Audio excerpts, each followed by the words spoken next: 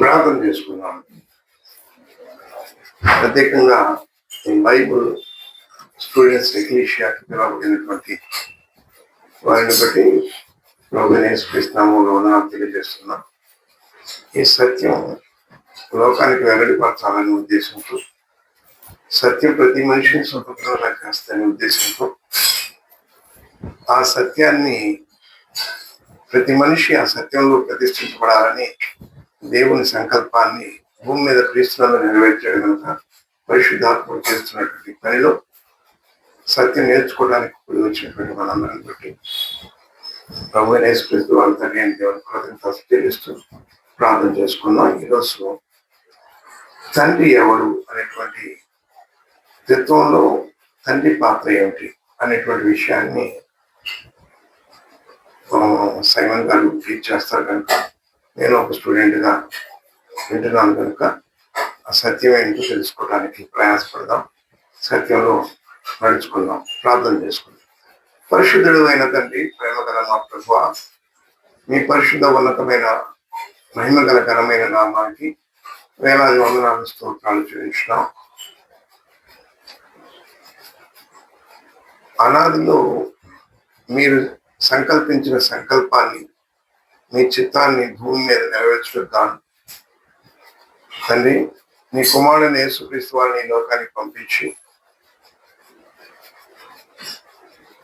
ఏ మహాప్రపంచాన్ని సృష్టించి ఆ మహాప్రపంచాన్ని నీ కుమారుడైనటువంటి యేసుక్రీస్తు ద్వారా సకల సృష్టిని కలుగు చేసి అందులో నీ స్వరూపంలో నీ పోలికలో ఆదామును సృష్టించుకొని ఆదాము నుండి సకల జాతులను సకల మనుషులను సృష్టించి కృప వాటన్నిటినీ ఆదాముకు దారతత్వం చేసి వాటి మీద అభివృద్ధి నుండి ఫలించి విస్తరించమని ఆశీర్వదించాం. తండ్రి మాటను దాటి ఈ సృష్టి లోపల పడిపోయి ఏ మాట అయితే ఆజ్ఞని హేతువు చేసుకొని తండ్రి నోట నుండి ఈ లోకానికి తన బిడ్డల దగ్గరికి వస్తే ఆ మాటను కాదని ఈ సృష్టి లోపలికి వెళ్ళిపోయినటువంటి ఆదామవ్వలు వాళ్ళ సంతతిని బట్టి మరలా తండ్రి అయిన దేవుడు కుమారుడైన యేసుక్రీస్తు ద్వారా ఈ లోకాన్ని నూతన పరుస్తూ నూతన సృష్టిని భావిస్తున్నారు కనుక ఆనాడు మాట యందు తప్పినటువంటి ఆదామవ్వలు అదే మాటలో నిలిచి ప్రభువైన యేసుక్రీస్తు ద్వారా మనుషులు పెట్టవలన కాదు, దేవుని నోటి నుండి వచ్చి ప్రతి మాట వలన జీవించును, ఆ మాట వలన కలిగిన ఈ సృష్టిలో దేవుని మాట వింటే ఆ మాటను బట్టి కలిగిన సృష్టి వాని మాట వింటదని రుజువు చేసినటువంటి ఒకే ఒక్క మనుషుడు ప్రభువైన యేసుక్రీస్తు వారు కనుక తండ్రి పాత్ర ఏంటి, కుమారుని పాత్ర ఏంటి, పరిశుద్ధాత్ముడి పాత్ర ఏంటి, తండ్రి ఏ ఉద్దేశాన్ని ఉద్దేశించి భూమి మీద తన సృష్టిని కలుగు చేసిన దాని అంతటిలో తన పిల్లలు తనను కలిగి స్వేచ్ఛగా స్వాతంత్రంగా ఉండాలంటే పాపంలో చిక్కుకొని మరణంలోకి వెళ్ళిన పరిస్థితిని బట్టి ప్రభా ఆ స్థితిలో నుండి కాపాడుతున్నందుకు మీకు వందనాలు స్తోత్రాలు చెల్లించున్నాం. ఈ సమయంలో మీరు మా మధ్య మీకు వందనాలు. మీ వాక్యం ద్వారా దాసులు మాట్లాడుచుండగా ఆ వాక్యమును బట్టి సత్యమును గ్రహించి నడుచుకుంటూ సహాయం దయచేస్తారని, రావాల్సిన వాళ్ళ సకాలం తోడుకుని వచ్చి మేము పొందే భాగ్యాన్ని వారికి మాకు దయచేయండి. ఏది సత్యము, ఏది నిత్యత్వము, ఏది నిత్య జీవార్థమై ఉన్నదో దాన్ని గ్రహించుకుంటూ చూపించమని యేసు పరిశుద్ధ నామమున అడిగి వేడుకుంటున్నాము తండ్రి, ఆమేన్. దేవుని నామమున వచ్చిన మీ అందరికీ దేవుని నామమున వందనములు తెలియజేస్తున్నాను. ఈ దినపు మన పాఠ్య భాగం పేరు ట్రినిటీలో మూడవ భాగం. ట్రినిటీలో మూడవ భాగంలో ద హెవెన్లీ ఫాదర్, పరలోకపు తండ్రి. పరలోకపు తండ్రి అనేది ట్రినిటీలో మూడవ భాగంగా మనం నేర్చుకుంటున్నాం. ఈ తండ్రి పాత్ర ఏంటి? సమస్తము కుమారుడే చేసేస్తున్నాడు కాబట్టి కుమారుడు సృష్టికర్త అని మనం ఇంతకుముందు తెలుసుకున్నాం. కుమారుని తర్వాత మరి తండ్రి పాత్ర ఏంటో తెలుసుకోవాలి కాబట్టి ఈ పాఠంలోకి మనం వెళ్దాం. Heavenly father. ఇది 25వ పాఠం, మనకి పార్ట్ 3 ట్రినిటీలో. దీంట్లో ప్రధానంగా కుమారుడు అంటే ట్రినిటీ అనేది ఒక పాపులర్ సిద్ధాంతం మన క్రైస్తవ్యంలో. చాలా కాలం నుంచి, కొన్ని వందల సంవత్సరాల నుంచి ట్రినిటీ క్రైస్తవ్యంలో కొనసాగుతూ ఉన్నది. చాలా పాపులర్ అయిపోయింది.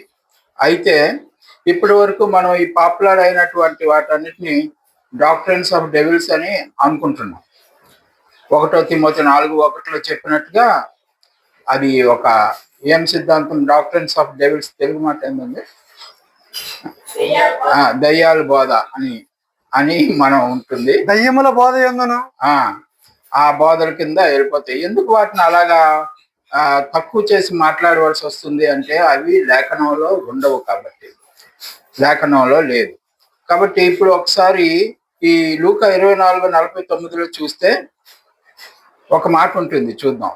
లూకా 24:49. ఇదిగో నా తండ్రి వాగ్దానము చేసినది మీ మీదకి పంపుచున్నాను, మీరు పైనుండి శక్తి పొందు వరకు పట్టణంలో నిలిచి ఉండుడి. పైనుండి ఏం పొందుతారని చెప్పాడు ప్రభు వారు? శక్తి పొందు వరకు.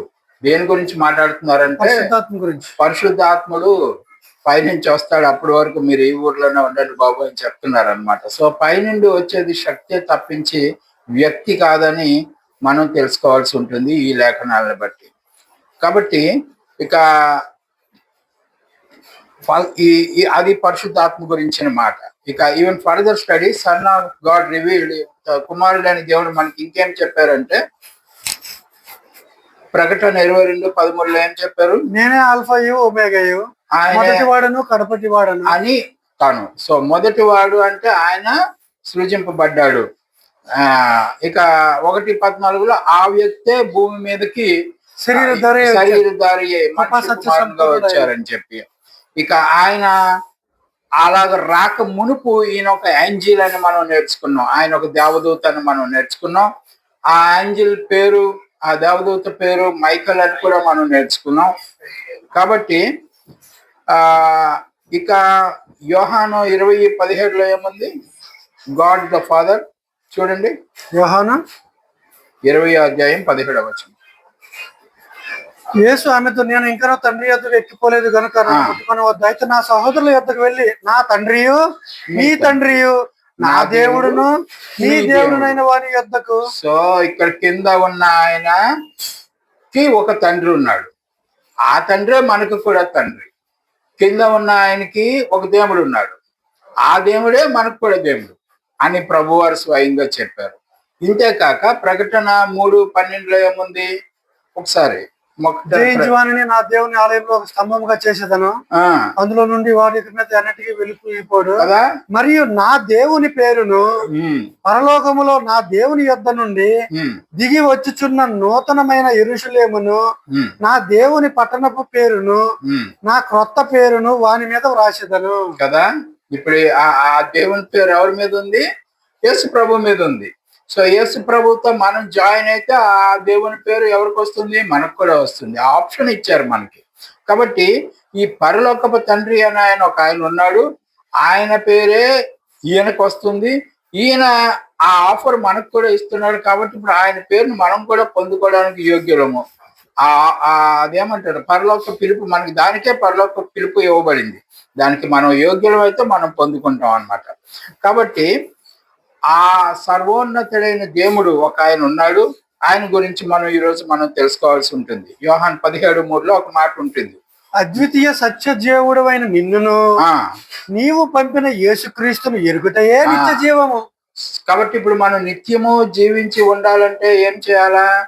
దేవుడు ఎవరో ఎరగాలి, దేవుడు పంపించిన కుమారుడు ఎవరో ఎరగాలి. దేవుని పంపించిన కుమారుడే కదా క్రీస్తు. కాబట్టి దేవుణ్ణి ఎరగాలి, క్రీస్తుని ఎరగాలి. రెండు ఒకటేనండి. మాకు యేసు ప్రభు తెలుసు అంటే కుదరదు. దేవుడు వేరు.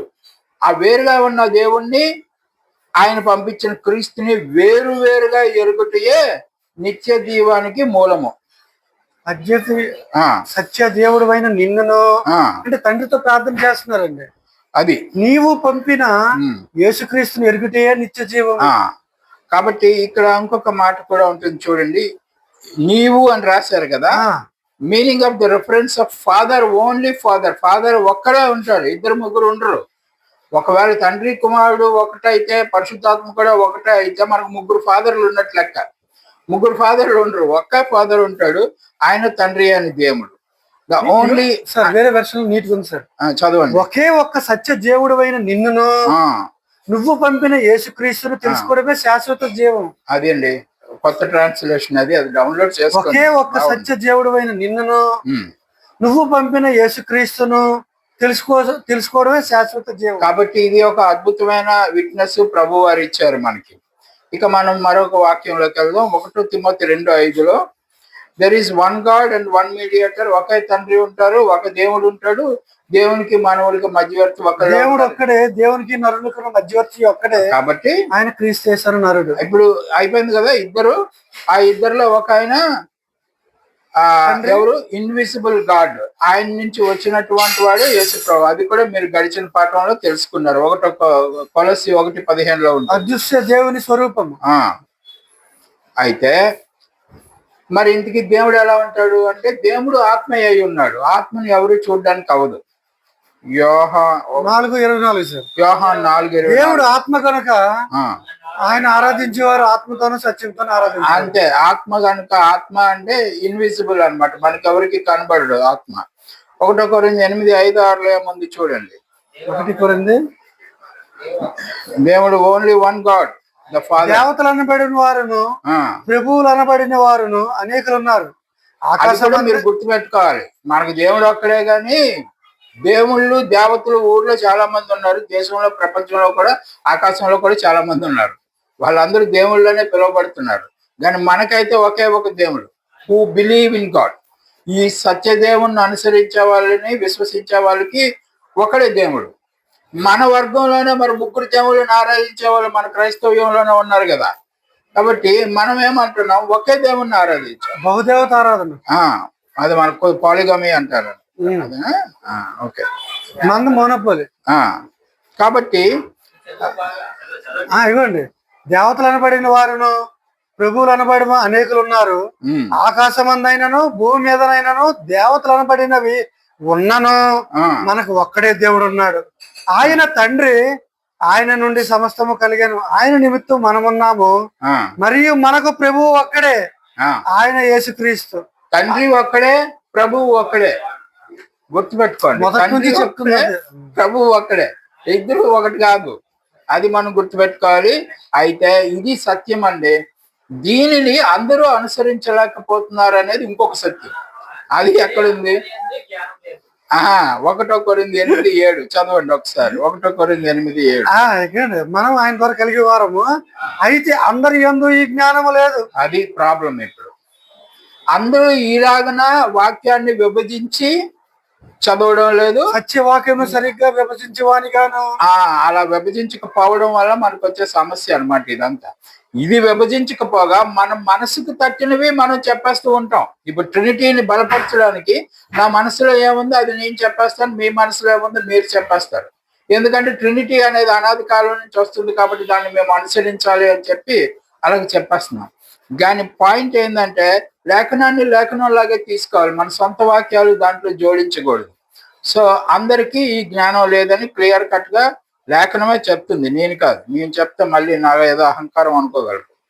లేఖనం చెప్తుంది, the great majority of Christians don't know the great truth.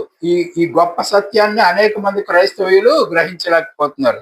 But by the grace of మీరైతే ఇప్పుడు దేవుని దయ వలన నేర్చుకుంటున్నారు.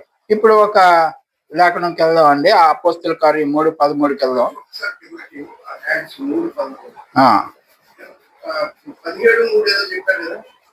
17:3 చాలా పైకి వెళ్ళిపోయింది సార్. అది యోహాను 17:3, తర్వాత 1 తిమోతి 2:5, తర్వాత కొలస్సీ 1:15, తర్వాత 1 కొరింథీ 8:5-6.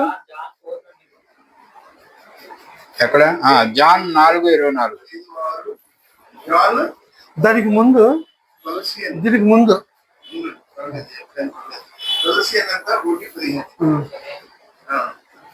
యోహాను 4:24. నా- 24.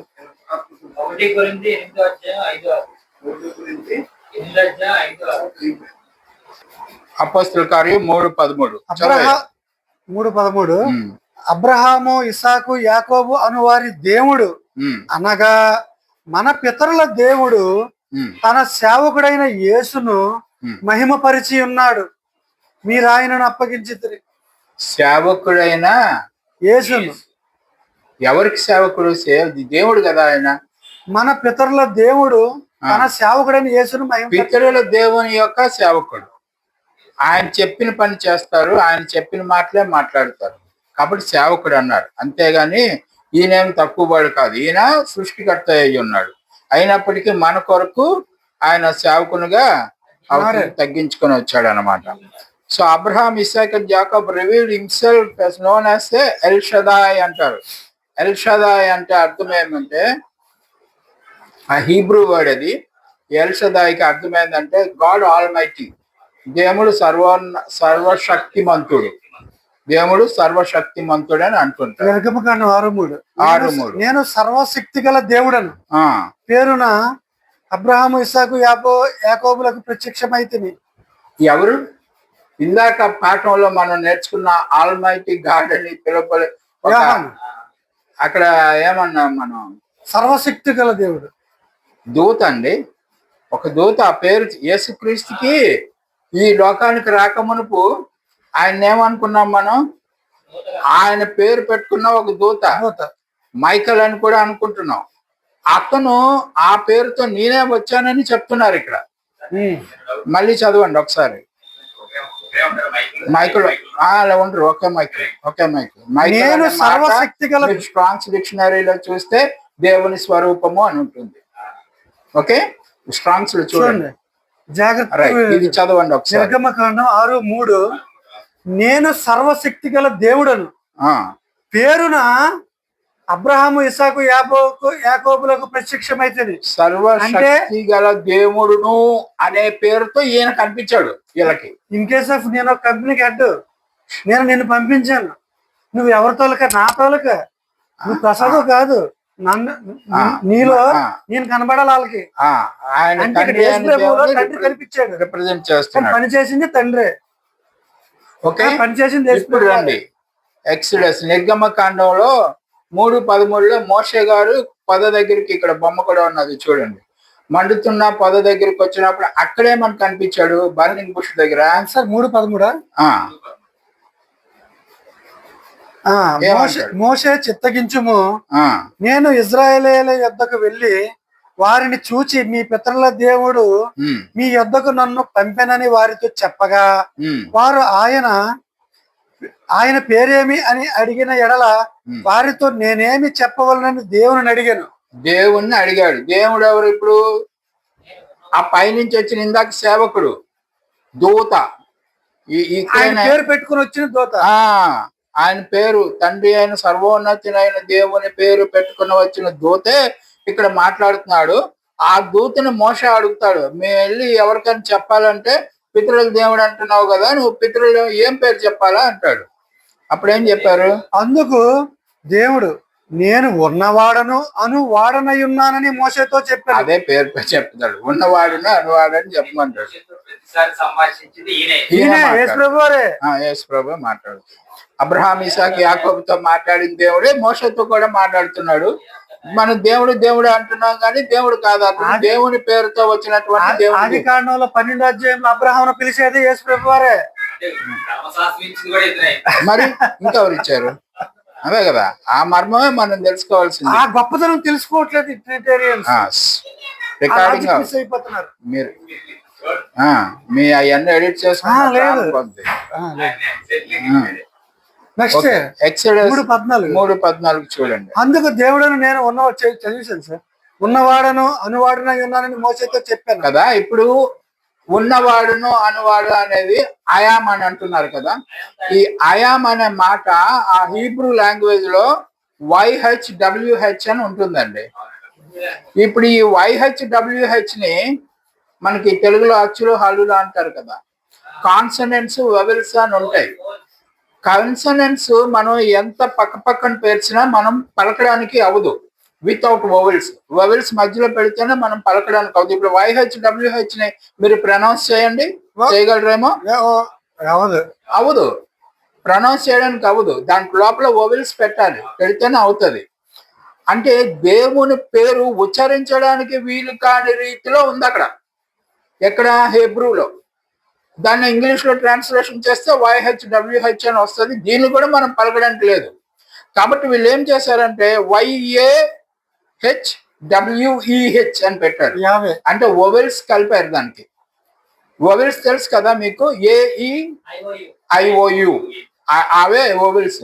ఈ ఓవెల్స్ ని లోపల పెడితే తప్పించి మనం ఇంగ్లీష్ భాష మాట్లాడడానికి అవదు. కాబట్టి YHWH అనే దాని మధ్యలో ఓవెల్స్ ని 2 ఓవెల్స్ పెట్టారు. YAH, A ఒకటి, E ఒకటి అండర్లైన్ చేసింది స్క్రీన్ మీద చూడండి. ఇప్పుడు దానిని మనం పలకడానికి అవుతుంది. ఎలా అంటే యావా పలకడానికి అవుతుంది. యావే అనొచ్చు, యావా అనొచ్చు. ఏ మీరు ఎలాగైనా ప్రొనౌన్స్ చేయొచ్చు. ఓకే. ఈ యావే అని పెట్టినప్పుడు ఇది హీబ్రూ లాంగ్వేజ్ గురించి మాట్లాడాం. ఇదే విషయాన్ని మనం గ్రీక్ లాంగ్వేజ్ లోకి వచ్చేసరికి అక్కడ వై లేదనుకుంటాను, మరి JHVH అని పెట్టారు వాళ్ళు. ఈ JHVH లో మళ్ళీ వోవెల్స్ పెట్టాలి, లేకపోతే అది పలకడానికి అవ్వదు. అప్పుడు JHVH మధ్యలో వోవెల్స్ పెడితే ఏమవుతుంది? EOA అనే 3 వోవెల్స్ పెట్టారు. దానివల్ల అది ఇప్పుడు జెహోవా అయ్యింది. ఈ జెహోవా నుంచి మన యెహోవా వచ్చింది, రైట్? అయితే యేసుక్రీస్తు అసలు పేరు ఒరిజినల్ గ్రీక్ లో యేషువా. పేరు పెట్టుకుని మనకు గ్రూప్ ఉంటుంది కదా, యేషువా మెస్సే గ్రూప్స్ అంటారు. అలాగే ఒక్కొక్కళ్ళు ఒక్కొక్క గ్రూప్ పెట్టుకున్నారు. మరి అంతే, మరి డినామినేషన్ మనం విడిపోయాం కదా. So this name is the God reveal himself. మోషేకి దేవుడు తనంతట తానే నిశ్చయంగా రివీల్ చేసిన పేరు ఏంది అంటే అది యావే. ఇందాక మనం చూసాం కదా. అయితే పాయింట్ ఏంటంటే ఈ పేరే నిత్యము నిలుచును అని కూడా 3:15 చెప్పారు. నిర్గమకాండం 3:15. కాబట్టి మరియు దేవుడు మోషేతో ఇట్లనెను, మీ పితరుల దేవుడైన యెహోవా అనగా అబ్రహాము దేవుడు, ఇసాకు దేవుడు, యాకోబు దేవుడు యెహోవా మీ యొద్దకు నన్ను పంపినని నీవు ఇశ్రాయేలుతో చెప్పవలెనేమో. నిరంతరము నా నామము ఇదే, తరతరములకు ఇది నా జ్ఞాపకార్థ నామము. అంతేనండి, దాన్ని ఇంకా మార్చడానికి లేదు. ఓకే, తరతరములకి అదే జ్ఞాపకార్థ నామం. అయితే ఇంత గొప్ప నామం బైబిల్లో ఎన్నిసార్లు రాశారు బాబు అంటే ఓన్లీ 1 2 3 4 టైమ్స్, 5 టైమ్స్ రాశారు మొత్తం ఈ గొప్ప నామం. మిగతా సమయాల్లో రాయలేదు. దీని బదులుగా గాడ్ అని, లార్డ్ అని వాడేశారు. గాడ్ వాడారు మోస్ట్లీ, కొన్ని చోట్ల లార్డ్ అని వాడతారు క్యాపిటల్ లెటర్స్ తో. అది ఓన్లీ కింగ్ జేమ్స్ రాస్తారు. కానీ అంటే మన కింగ్ జేమ్స్ వర్షన్ మనకి స్టాండర్డ్ కాబట్టి అందులో 4 సార్లు ఈ పేరు రెఫర్ చేయబడుతుంది, ఈయన పేరు. ఎందుకు అలాగా? వాళ్ళు యూదులు కదా మొట్టమొదట రాసింది బైబిల్ మనకి. వాళ్ళు ఎందుకు అలాగా చేస్తారంటే ఈ మనకి ఆజ్ఞలలో ఒక ఆజ్ఞ ఉంటుంది, నీ దేవుడైన యెహోవా నామాన్ని వ్యర్థముగా ఉచ్చరించకూడదు అని ఉంటుంది. 4వ ఆజ్ఞ. అందుకని వాళ్ళ పేరుని ఉచ్చరించడానికి కూడా ఇష్టపడరు, ఈవెన్ రాయడానికి కూడా ఇష్టపడరట. అంచేత వాళ్ళు ఏం రాశారంటే వాళ్ళు రాసిన గ్రంథాల్లో ఈ పేరుకి బదులుగా లార్డ్ అని రాశారు. దాన్ని మన కింగ్ జేమ్స్ వర్షన్ వాళ్ళు ఎట్లా ట్రాన్స్లేట్ చేశారంటే lord with capital letters, LORD caps పెట్టి పెడతారు. మరి ప్రభు అయిన యేసును కూడా లార్డ్ అని రాస్తారు చాలా చోట్ల. ఆ కింగ్ జేమ్స్ లో ఎట్లా ఉండదు, ప్రభు అయిన యేసును ఉచ్చరించినప్పుడు L ఒకటే క్యాపిటల్ పెడతారు, మిగతా అన్ని స్మాల్ లెటర్స్ రాస్తారు. అది మీరు గుర్తుపెట్టుకోవాలి. అలాగే L క్యాపిటల్ తో మిగతా స్మాల్ లెటర్స్ తో అంటే యేసు ప్రభు. Lతో పాటు అన్ని క్యాపిటల్ లెటర్స్ రాస్తే తండ్రి అయిన దేవుడు. Okay sir. కాబట్టి ఈ 4 మీరు రాసుకోండి. ఈ 4 చోట్ల మాత్రమే కింగ్ జేమ్స్ లో మీకు యెహోవా అక్కర్లేదు. అయితే ఇలాగ చదవండి, వాళ్ళు రాసుకుంటారు కదా. కీర్తన 83 మన తెలుగు బైబిల్ కదా, నువ్వు చదువుతావు, అందులో అన్నిట్లో యెహోవా అని ఉంటుంది. ఇంగ్లీష్ లోనే అలాగ ఉంటుంది అక్కడ. అది కింగ్ జేమ్స్ వర్సెస్ ఉన్నాయి అక్కడ, జెహోవా జెహోవా అని చెప్పి. ఇక 5వ చోట ఏముంటుందంటే, ఇది చదవండి సార్. 5వసారి ఇది గమ్మత్తుకుంటుందండి. కీర్తన 68:4. దేవుని గూర్చి పాడుడి, ఆయన నామమును బట్టి స్తోత్రగానము చేయుడి, వాహనం ఎక్కి అరణ్యములలో ప్రయాణము చేయు, దేవుని కొరకు ఒక రాజమార్గము చేయుడి, యెహోవా అను ఆయన నామమును బట్టి ఆయన సన్నిధిని ప్రహర్షించుడి. ఇక్కడ యెహోవా అను ఆయన నామమును బట్టి అని చెప్పారు కదా, అది కింగ్ జేమ్స్ లో జా అని పెట్టారు. జా అంటే జే సైలెంట్ ఉంటుంది, జేఏహెచ్ కదా, ఆ జే సైలెంట్ ఉంటుంది, యా అంటారు అనమాట. అట్లా ఉంటుంది అది. సో ఈ 5 చోట్ల మాత్రమే దేవుని పేరు డైరెక్ట్ గా ప్రస్తావించబడింది, మిగతా చోట ప్రస్తావనకి రాలేదు. It is surprising that the name of the God appears only in 5 times. The King James version లో 5 times ఉంటుంది. కానీ బైబిల్ మొత్తంలో ఇది మొత్తం 7,000 సార్లుగా గుర్తించారు వాళ్ళు.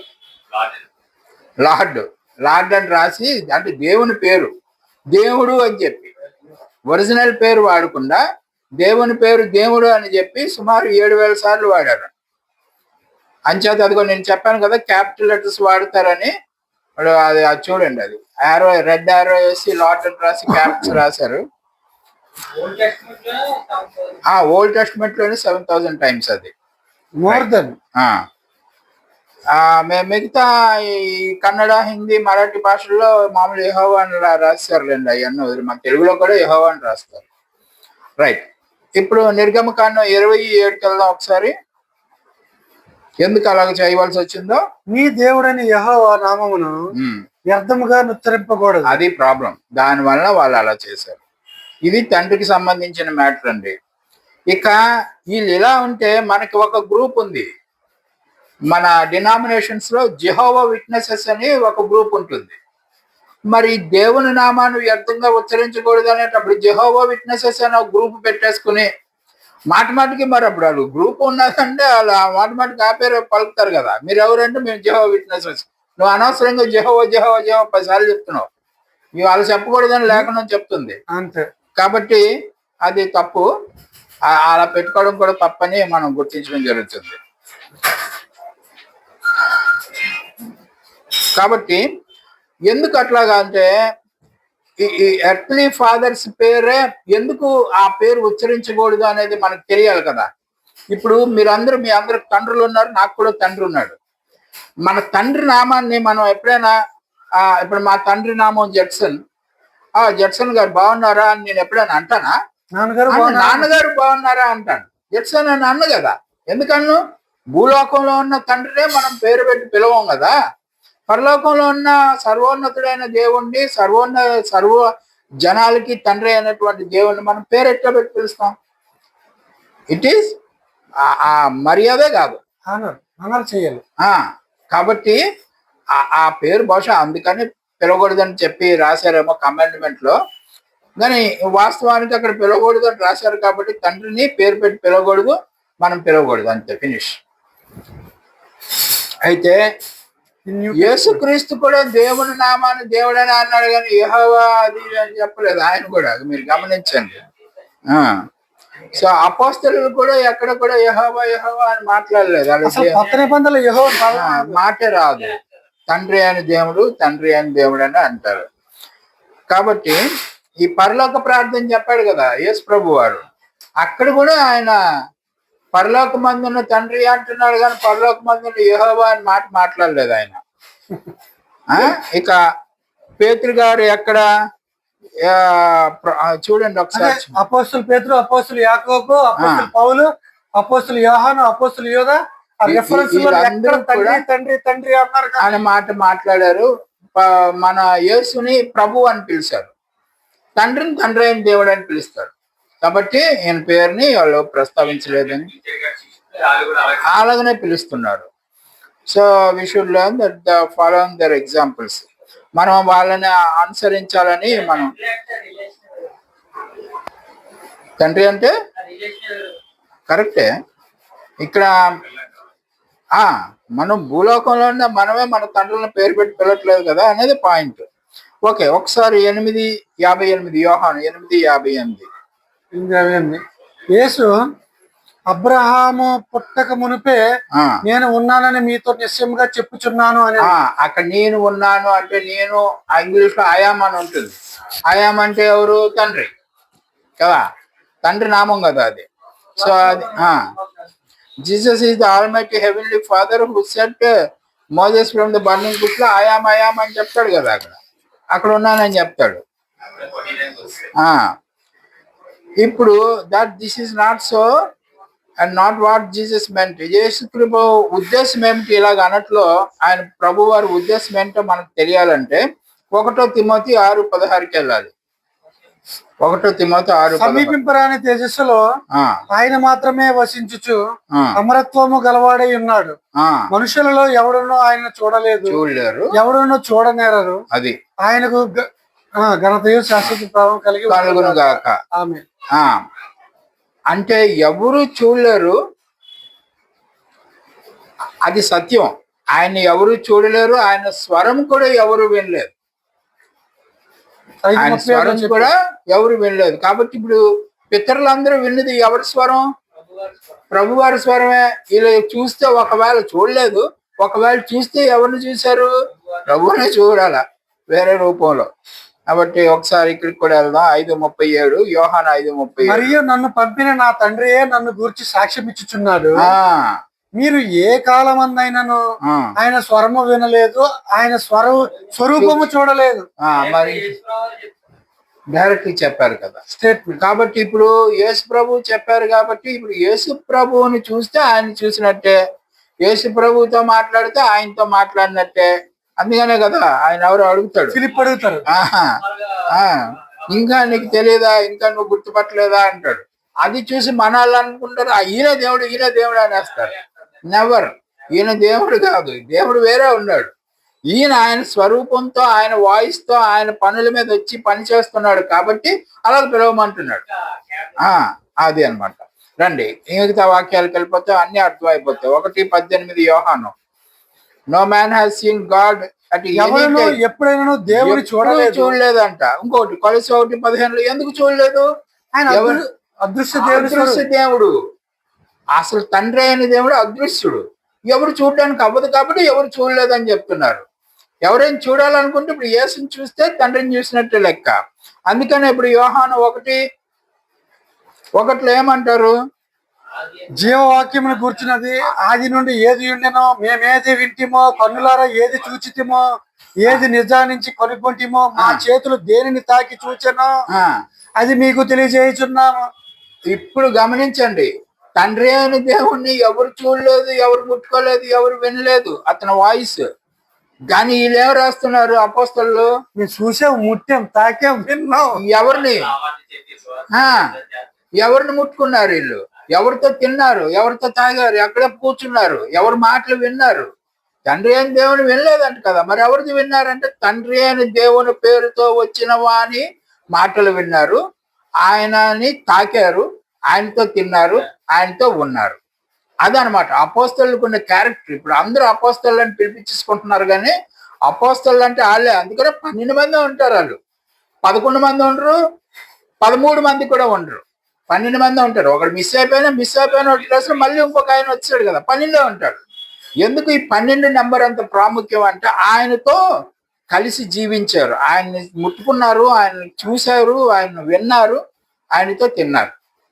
ఓకే, కాబట్టి 12 మంది ఇచ్చిన సాక్ష్యం అది. యేసు ప్రభువే తండ్రి అయిన దేవుని స్వరూపం అని చెప్తున్నారు. ఇద్దరు ఓడి కాదు. మళ్ళీ డోంట్ కన్ఫ్యూజ్. ఇమేజ్ అంటే ఒరిజినల్ ఒకటి ఉంటుంది, జెరాక్స్ కాపీ అన్నమాట. Let us study about the glorious heavenly. ఇప్పుడు మనం తండ్రి అయిన దేవుని గురించి ఈ 2 చోట్ల చూద్దాం. ఈ 2 వాక్యాలు ఉన్నాయి. 90 కీర్తన 2వ వచనం. పర్వతములు పుట్టక మునుపు, భూమిని లోకమును నీవు పుట్టింపక మునుపు, యుగ యుగములు నీవే దేవుడవు. యుగ యుగములు. పర్వతములు పుట్టక మునుపు అంటే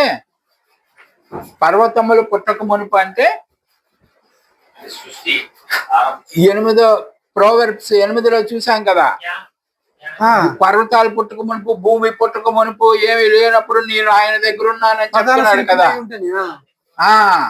అప్పుడు అన్నమాట, అప్పటికి ఎవర్ లాస్టింగ్ ఫాదర్ ఉన్నాడు అంటే ఆయన తండ్రి. ఇంకో చోట యోహాను 5:26 ఏముంది, ఫాదర్ హ్యాస్ లైఫ్. తండ్రి ఎలాగో తనంతట తానే జీవం గలవాడై ఉన్నాడు. ఇది ఒక special quality. It has only father. ఆ క్యాపబిలిటీ, జీవము కలిగి ఉండడం అనేటువంటిది అదొక ఏమంటారు క్యాపబిలిటీ, అదొక అట్రిబ్యూట్. స్వయం, అది ఏమంటారు దాన్ని, స్వయంభూడు అండి. అంటే తనంతటి తానే జీవించే కెపాసిటీ కలిగినట్టు. ఎవరు ప్రాణం పెట్టక్కర్లేదు, ఎవరు ప్రాణం ఆయన తీయడానికి అవ్వదు. స్వయంగా ప్రాణాన్ని కలిగి ఉన్నవాడు. మనందరికి ప్రాణాన్ని దానం చేయాలన్నా ఆయనే చేయగలడు, మన ప్రాణాలు తీసేసుకోవాలన్నా ఆయనే తీసేసుకోగలడు. అదనమాట ఆ కెపాసిటీ ఉన్నవాడు. Father himself has a life. తనంతడు తానే జీవం కలిగిన జీవ ప్రదాత. అలాగే కుమారుడును తనంత తానే జీవం గలవాడి ఉండుటకు కుమారునికి అధికారం అనుగ్రహించండి. ఇప్పుడు ఆ కెపాసిటీ ఎవరికి అనుగ్రహించారు? కుమారుడికి కూడా అనుగ్రహించారు. కాబట్టి కుమారుడు మనల్ని లేపుతాడు, తండ్రి లేపడు, కుమారుడే లేపుతాడు. ఎందుకు కుమారుడు లేపుతాడు అంటే కుమారునికి ఆ పవర్ ఇచ్చాడంట ఆయన. అంటే అంతకు ముందు ఈయనకు లేనట్టేగా. అందుకని ఆయన్ని తనలో నుంచి వచ్చినటువంటి ఒక వ్యక్తికి ఇన్ని పవర్స్ ఇచ్చి మొత్తం సృష్టి అంతా ఆయన చేత చేపించి ఆయన ద్వారానే మనందరినీ మరణం నుండి విడిపించబడిన వారందరికీ ఆయన్నే అధిపతిగా చేసేసాడు. అంచేత మనందరికీ ప్రాణం ఇచ్చేవాడు యేసుప్రభు, మనందరినీ పరిపాలించేవాడు యేసుప్రభు, వేరే ఎవరు కాదు. ఇప్పుడు యేసుప్రభు పరిపాలనలో మీరు ఎవరి ఆధ్వర్యంలో ఉన్నారని అంటే ఏమంటారు? తండ్రి ఆధ్వర్యంలో ఉన్నామని చెప్పాలా. ఎందుకంటే తండ్రి యేసుప్రభు జెరాక్స్ కాపీ, రైట్. సో ఇప్పుడు ఇవే కాదు, ఈ తండ్రి స్వరూపంలోకి యేసుప్రభు వారు మారిపోవడం వలన ఆయనకు వచ్చింది ఏంది? ఇమార్టల్ నాలెడ్జ్, ఏమంటారు, ఇమార్టల్ నేచర్ వచ్చింది. ఇమార్టల్ అంటే ఏంది? ఎప్పటికీ చావు లేకుండా ఉండేది, అమరత్వం అంటారు దాన్ని, రైట్. కాబట్టి ఈ క్వాలిటీ కూడా ఆయనకు వచ్చింది. సో ఈ ఇమార్టల్ నేచర్ ఎవరికి ఉంది ఒరిజినల్? ఇప్పుడు మన పాఠం ఏంది? తండ్రి గురించి కదా, కుమారుడి గురించి కాదు, తండ్రికే ఉన్నది. అది ఈయనకి ప్రసాదించాడని చెప్తున్నారు. There is a beginning everything around both in animate in inanimate. అంటే ఒకసారి ఈ రకంగా ఇక్కడ 8:44 యోహాను, మీరు మీ తండ్రి యొక్క అపవాది సంబంధాలు మీ తండ్రి దురాశలు నెరవేర్చి కోరుచున్నారు. ఆది నుండి వాడు నరహంతకుడై ఉండి సత్యమందు నిలిచిన వాడు కాడు. Murder from the beginning. Murder from the beginning. ఆది నుండి వాడు నరహంతకుడై ఉన్నాడు. ఎవరి గురించి మాట్లాడుతున్నారు? ఇది అపవాది గురించి. అపవాది గురించి మాట్లాడుతున్నాడు. ఈ మరణం అనేటువంటిది వాడి నుంచే వచ్చింది కదా. This is the beginning of the creation of the human race.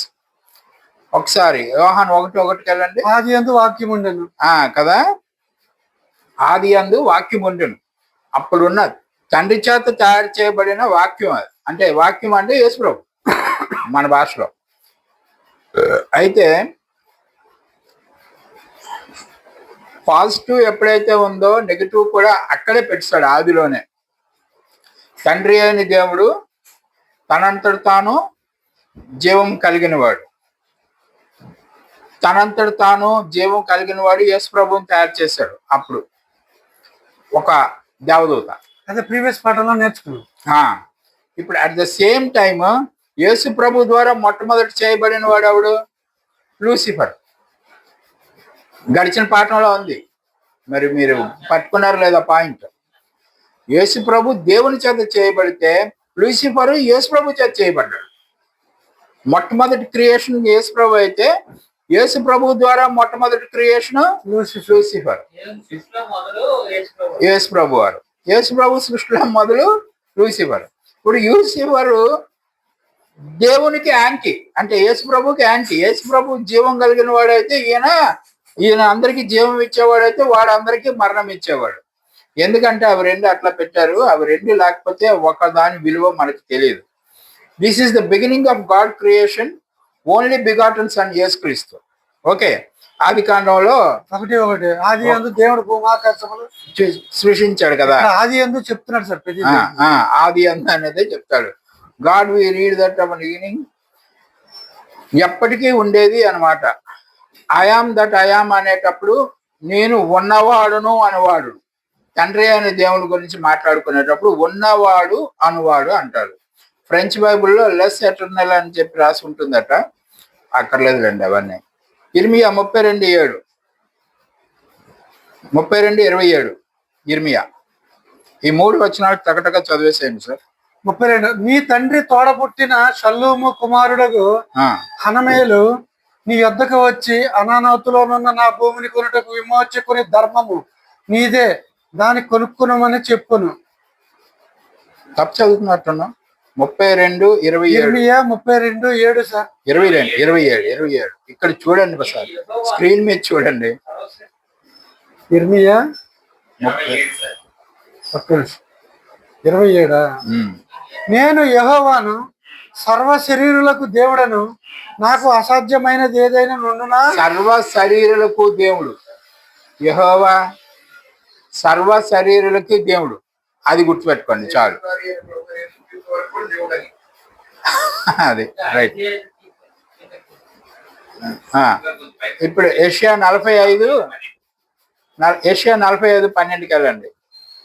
భూమిని కలుగు చేసిన వాడను నేనే, దాని మీద ఉన్న నరులను నేనే సృజించి తిని. ఇప్పుడు ఎవరు సృజించారు? తండ్రి అని దేవుడు, కుమారుడు అని దేవుడు. లెక్క ప్రకారం ఎవరు సృజించినట్టు లెక్క అది? ఇక్కడ తండ్రి అని దేవుడు కదా. ఇంకొకటి యోబు 12:10. యోబు 12:10 జీవరాశుల ప్రాణమును మనుషులందరి ఆత్మలను ఆయన వశమున ఉన్నవి కదా. ఎవరి వశంలో ఉన్నాయి? ఇప్పుడు తండ్రి వశంలో ఉన్నాయి ఇవన్నీ. దాన్ని ఆపరేట్ చేసేది ఎవరు? కుమారుడు ఆపరేట్ చేస్తుంది. So heavenly father Jehovah is great creator of the all flesh. అది ఇందాక మీరు చూసిన ఈ 3 వాక్యాల ద్వారా మీరు తెలుసుకోవాల్సిన అంశం ఏంటంటే, యెహోవా ద్వారా is a great father, a great creator of the all flesh. మనుషులందరినీ నిర్మించిన వాడు యెహోవా. ఎవరి ద్వారా నిర్మించాడో మీకు తెలుసు కాబట్టి. అందరికీ జీవ ప్రదాత కూడా యెహోవానే. జీవ ప్రదాత, అందరికీ జీవాన్ని ఇచ్చేవాడు యెహోవా. ఈ విషయం మనం కన్ఫర్మ్ చేసుకోవాలంటే యెషయా 44:6-8 వరకు. అందులో ఏముంటుంది? ఈజ్ ఎ రిడీమర్, రాజైన యెహోవా వారి విమోచకుడైన సైన్యములకు అధిపతి యెహోవా. ఇప్పుడు విమోచకుడు అని మనం నిన్నటి పాఠంలో యేసు ప్రభుకు చెప్పాం ఆ పేరు, విమోచకుడు అని చెప్పి. మన మరణం నుంచి విమోచించేవాడు యేసు ప్రభు అని చెప్పుకున్నాం. ఇక్కడేం చెప్తున్నాము? విమోచకుడు యెహోవా. అంటే 2 చోట్ల ఆయన కదా ఉన్నాడు, అందుకే ఇద్దరు ఒకటే అని అనడానికి లేదు. ప్రణాళిక ఇతుంది, ఆచరణ అతుంది. ఓకే, ఒకసారి చదవండి అది. ఇజ్రాయేల్ రాజైన యెహోవా వారి విమోచకుడైన సైన్యములకు అధిపతి యెహోవా ఇలాగూ సెలవిచ్చుచున్నాడు, నేను మొదటి వాడును కడపటి వాడును నేను. చూసారా, మళ్ళీ అది కూడా యేసు ప్రభుకు వర్తిస్తుంది. మొదటి వాడు, కడపటి వాడు. ఇక్కడ విమోచకుడు యేసు ప్రభుకు వర్తిస్తుంది. కానీ ఈ అన్ని క్వాలిటీస్ ఎక్కడ ఉన్నాయి? ఒరిజినల్ గా తండ్రి అని దేవుని దగ్గర ఉన్నాయి. ఒకసారి అది అయింది కదా. ఇప్పుడు 43కి వెళ్ళండి, 10-11 చూడండి. యెషయా 43:10-11. మీరు తెలుసుకుని నన్ను నమ్మి నేనే ఆయనని గ్రహించినట్లు మీరును నేను ఏర్పరచుకుని నా సేవకుడును నాకు సాక్షులు, నాకు ముందుగా ఏ దేవుడును నిర్మింపబడలేదు. నాకు ముందుగా ఏ దేవుడు నిర్మింపబడలేదని యెహోవా దేవుడు చెప్తున్నాడు. రెండో పాయింట్ ఏంటంటే, నా తర్వాత ఏ దేవుడు ఉండడు అని కూడా ఏం చెప్పి. వీటి మీద ఇంకా ఏం చదివావు నువ్వు? నేను పంపిన నా సేవకుడు అద్భుతం. మీరు తెలుసుకొని నన్ను నమ్మి నేనే ఆయనని గ్రహించినట్లు మీరు ఏం చేయాలి? ఇప్పుడు ఇదే మాట యేసు ప్రభు ఇందాక చెప్పాడు. పాయింట్ నోట్ చేసుకోవాలి. మీరు తెలుసుకోవాలి. ఏం తెలుసుకోవాలి? మీరు ఏం తెలుసుకోవాలి? చదువు, అది అక్కడ చదువు, నువ్వు చెప్పు సొంతంగా. మీరు తెలుసుకొని ఆ. నన్ను నమ్మి నేనే ఆయనని గ్రహించినట్లు మీరు ఏం తెలుసుకోవాలి? నేనే ఆయన నమ్మాలి. ఆయన పంపిన కుమారుడు ఓల్డ్ టెస్ట్మెంట్ ఇది, న్యూ టెస్ట్మెంట్ కాదు. యేసు ప్రభు ఈ మాట అన్నాడంటే పోనీ అది వేరే విషయం. యేసు ప్రభు వచ్చి నన్ను నమ్మండి రా బాబు, మా నాన్న నమ్మండి అని చెప్పుకుంటే పర్వాలేదు. ఈ ఓల్డ్ టెస్ట్మెంట్ లో చెప్తున్నాడు ఆ మాట.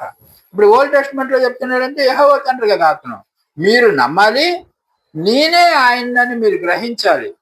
అంటే ఏ రూపంలో వచ్చాడు? ఇప్పుడు గ్రహించినట్లు మీరు నేను ఏర్పరచుకుని నా సేవకుడును, నేను ఏర్పరచుకుని నా సేవకుడు వస్తున్నాడు, మీతో మాట్లాడేది, తర్వాత కాలంలో వచ్చేది కూడా నా సేవకుడే, అవన్నీ చెప్తున్నాడు. కాబట్టి ఇప్పుడు మీతో మాట్లాడుతున్నది ఎవరు? తండ్రి అయిన దేవుడు కదా.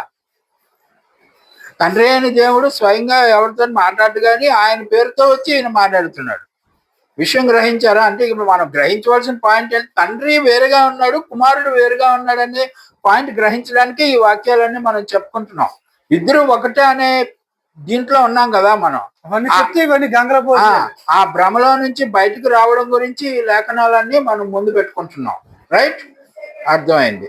కాబట్టి హెవెన్లీ ఫాదర్ యెహోవా అని మీకు ఇప్పుడు కన్ఫర్మ్ అయింది. మన విమోచకుడు యెహోవా అని కన్ఫర్మ్ అయింది.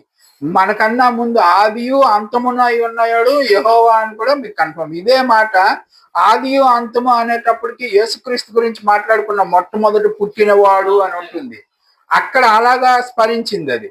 ఇక్కడ ఎలాగా స్మరిస్తుంది? హీఈస్ ద, ఇందాక చెప్పారు కదా ఒక లేఖనంలో, నా ముందు ఎవడు లేడు, నా వెనకాల ఎవరు లేరని.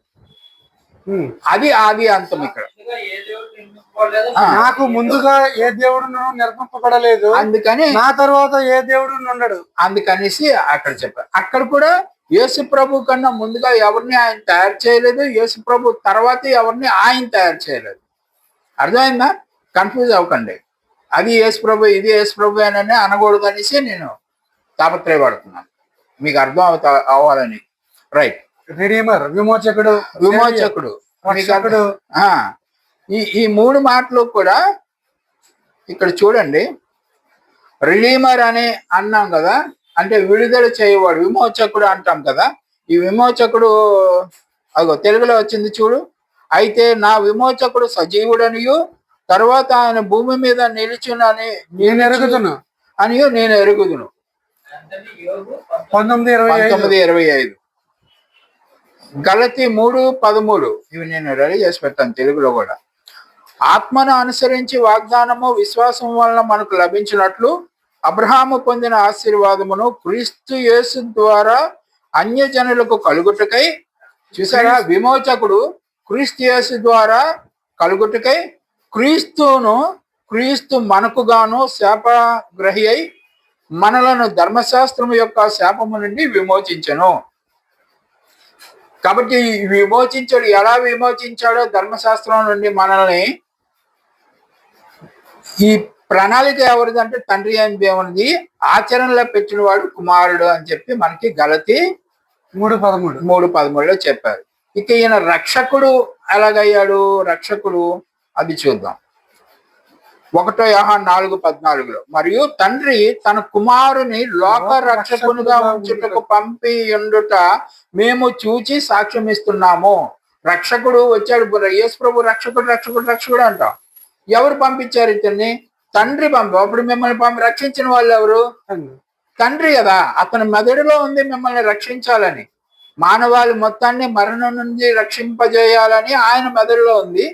ఆయన తన కుమారుని ద్వారా మనల్ని రక్షించారు. అది విషయం.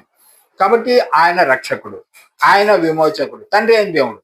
కుమారుడు అయిన దేవుడు ఎలాగా అని మనం గడిచిన పాఠంలో నేర్చుకున్నాం. కాబట్టి మళ్ళీ ప్రకటన గ్రంథంలోకి వద్దాం. ఇక్కడ ఏమంటాడు? ప్రకటన 22:13లో నేను ఆల్ఫా ఒమేగా, మొదటి వాడిని కడపటి వాడిని, ఆదియును అంతమున అయి ఉన్నాను. చూసారు, ఇందాక మనం మాట్లాడుకున్నాం కదా. ఇది ఎవరికి వర్తిస్తుంది? తండ్రికే వర్తిస్తుంది ఈ మాట కూడా. ఎందుకంటే ప్లానింగ్ మొదటి నుంచి ఆయనే చేస్తున్నారు కాబట్టి. ఇది ఇక్కడ కన్ఫ్యూజ్ అవ్వకుండా ఉండాలంటే ఇందాక యెషయాలో లేఖనం దీనికి అటాచ్ చేసుకోండి. నాకన్నా ముందు ఎవరు లేరు, నాకన్నా తర్వాత ఎవరు లేరు అని చెప్పడానికి వర్తిస్తుంది అది. రైట్. ఇప్పుడు యెషయా ఎందుకు ఇలాగ జంపులుగా అక్కడికి ఇక్కడ ఇక్కడికి అక్కడ కన్ఫ్యూజ్ అయ్యేటట్టుగా రాశారు అంటే, అలా రాయబడుతుంది, మీరు ఎతుకుతారని. ఎత్తుకునేవాడికి దొరుకును, ఎతకలేని వాడికి దొరకదు. యెషయా 28:13 చూడండి. యెషయా 28:13 చదవండి క్లియర్ గా తెలుగులో. ఆజ్ఞ వెంబడి ఆజ్ఞ, ఆజ్ఞ వెంబడి ఆజ్ఞ, సూత్రం వెంబడి సూత్రము, సూత్రం వెంబడి సూత్రం వెంబడి సూత్రము, కొంత ఇచ్చట కొంత అచ్చట యెహోవా వాక్యం మీకు వచ్చును. కొంతట ఇచ్చట కొంత అచ్చట యెహోవా వాక్యము మీకు వస్తుంది. అది మీరు ప్రాపర్ గా చదవకపోతే ఏమవుతుంది చూడు. They might go and fall backward and broken and snared and taken. వాళ్ళు వల్ల పడిపోతారు, వాళ్ళు వెనక్కి పడిపోతారు, వల్ల పడతారు, వాళ్ళు టేకెన్ అవే అయిపోతారు. అది ట్రాన్స్లేషన్ 28:13 23 చదవండి. కాబట్టి ఎక్కడ మనం కన్ఫ్యూజ్ అయిపోతున్నామంటే తండ్రి కుమారుడు ఒకటనేది లేఖనాల్ని యోగ్యంగా విభజించకపోవడం వల్ల మనం కన్ఫ్యూజ్ అవుతున్నాం ఈ ఇష్యూలో. ఇలా కన్ఫ్యూజ్ అవుతామని కూడా లేఖనంలోనే రాసింది. మనం యోగ్యంగా దీన్ని విభజించకపోతే మనం ముందుకెళ్ళి వెనక్కి పడిపోతాం.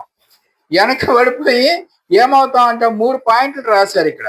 వెనక్కి పడడం, ఫాల్ అండ్ బ్యాక్వర్డ్ అన్నారు.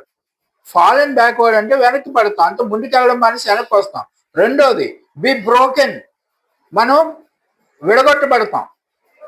విడగొట్టబడతాం అంటే ఈ ఇష్యూస్ మనకు అర్థం కాలేనప్పుడు మనం నీదొక రీతి నాదొక రీతి. ఇప్పుడు అంటున్నా కదా, ట్రినిటీ వాళ్ళు వేరు, నాన్ ట్రినిటేరియన్స్ వేరు, యూనిటేరియన్స్ అంటారు. వాళ్ళు వేరు, వీళ్ళు వేరు. ఎందుకు మనం ఇలాగ ఈ ఇష్యూస్ మీద విడిపోయామంటే because we are not understand it properly. యోగ్యంగా మనం ఆ విభజన ఎట్లా చేస్తాడో దేవుని వాక్యం అని రైట్లీ డివైడ్ చేయకపోవడం వల్ల మనం అయిపోయాం. 3వ పాయింట్ స్నార్డ్ అంటాడు. స్నార్డ్ అంటే ఏంది? వల్ల పడిపోవడం. ఏ వల్ల పడిపోయాం? ఇది స్టేట్ ఆఫ్ కన్ఫ్యూషన్. కన్ఫ్యూషన్ అంటే సందిగ్ధం. ఆ సందిగ్ధం అనే వల్ల పడిపోయాం. ఇప్పుడు ఇది కరెక్టా, అది కరెక్టా, ఇప్పుడు నేను చెప్పేది కరెక్టా, మన చర్చిలో చెప్పేది కరెక్టా, లేకపోతే ఈ చర్చిలో చెప్పేది, ఆ డినామినేషన్లో చెప్పేది కరెక్టా అనే సందిగ్ధంలో మనం ఉంటాం. సందిగ్ధాన్ని విప్పి చెప్పగలిగిన స్థోమత ఎవరికి ఉంది? లేఖనానికి ఉంది. కానీ లేఖనాన్ని మనం యోగ్యంగా విభజించలేకపోతున్నాం. అది ప్రాబ్లం. లాస్ట్ది ఏమవుతుంది? Taken away. మనం ఏ దారిలో ఏ వల్ల పడ్డామో ఆ వల్ల కంటిన్యూ అయిపోతాం అనమాట. కాబట్టి ఇట్లన్నిటి నుంచి మనం బయటికి రావాలంటే యోగ్యంగా వాక్యాన్ని మెదడుగా ఎక్కించుకోవాలి. In many deceived and cannot see the truth. ఇక్కడ చూసారా, బ్లాక్ అండ్ వైట్ లో ఉంది. Yes, and many are deceived and cannot see the truth. అనేక మంది ఈ విషయంలో మోసపోయి సత్యాన్ని అంగీకరించలేకపోతున్నారు. రైట్. అయితే తర్వాత truth and the why names of titles of God also applies to Jesus Christ. తండ్రి అయిన దేవునికి ఉన్నటువంటి టైటిల్స్ అన్ని కూడా యేసుక్రీస్తుకి ఇచ్చేస్తున్నారు. ఎందుకు అలా చేస్తున్నారు అంటే ఇప్పుడు మా నాన్నగారు పద్మశ్రీ, పద్మవిభూషణ్ ఇవేవో ఉన్నాయనుకోండి, అవన్నీ తీసుకొచ్చి నాకు పెట్టేస్తే మీరు అతన్ని అవమానిస్తున్నారు కదా. ఎవరికో ఉండాల్సిన టైటిల్స్ అన్ని నాకు ఇచ్చేస్తున్నారు. నేను అయోగ్యుని కాదు. అప్పుడు ఆయన నాకు ఇచ్చేయడం వల్ల ఆయన్ని నన్ను కనపరిస్తే మంచిదే, కానీ నాతో పాటు ఆయన్ని సమానం చేసేయడం వలన ఆయన్ని ఇన్సల్ట్ చేస్తున్నారు మీరు. అది అప్పుడు యేసుప్రభు ఏమన్నా నా తండ్రిని గుర్తించమంటున్నాడు.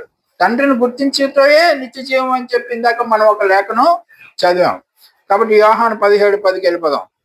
17:10 నావన్నీయు నీవి, నీవియు నావి, వారి యందు నేను మహిమ పరచబడి ఉన్నాను. తండ్రి కుమారుడు చెప్తున్న మాటలు అనుకుంటాను కదా. యోహాను 17 అంటే ప్రార్థన కుమారుడు చేస్తున్నాడు. చేస్తూ నావన్నీయు నీవి అంటే నేను సంపాదించిన పిల్లలందరూ ఈ సంఘం అంతా నీది, నీవన్నీ నావి. ఏవి అంటే నీకున్న ఆధిక్యతలు, ఘనతలు, మహిమ,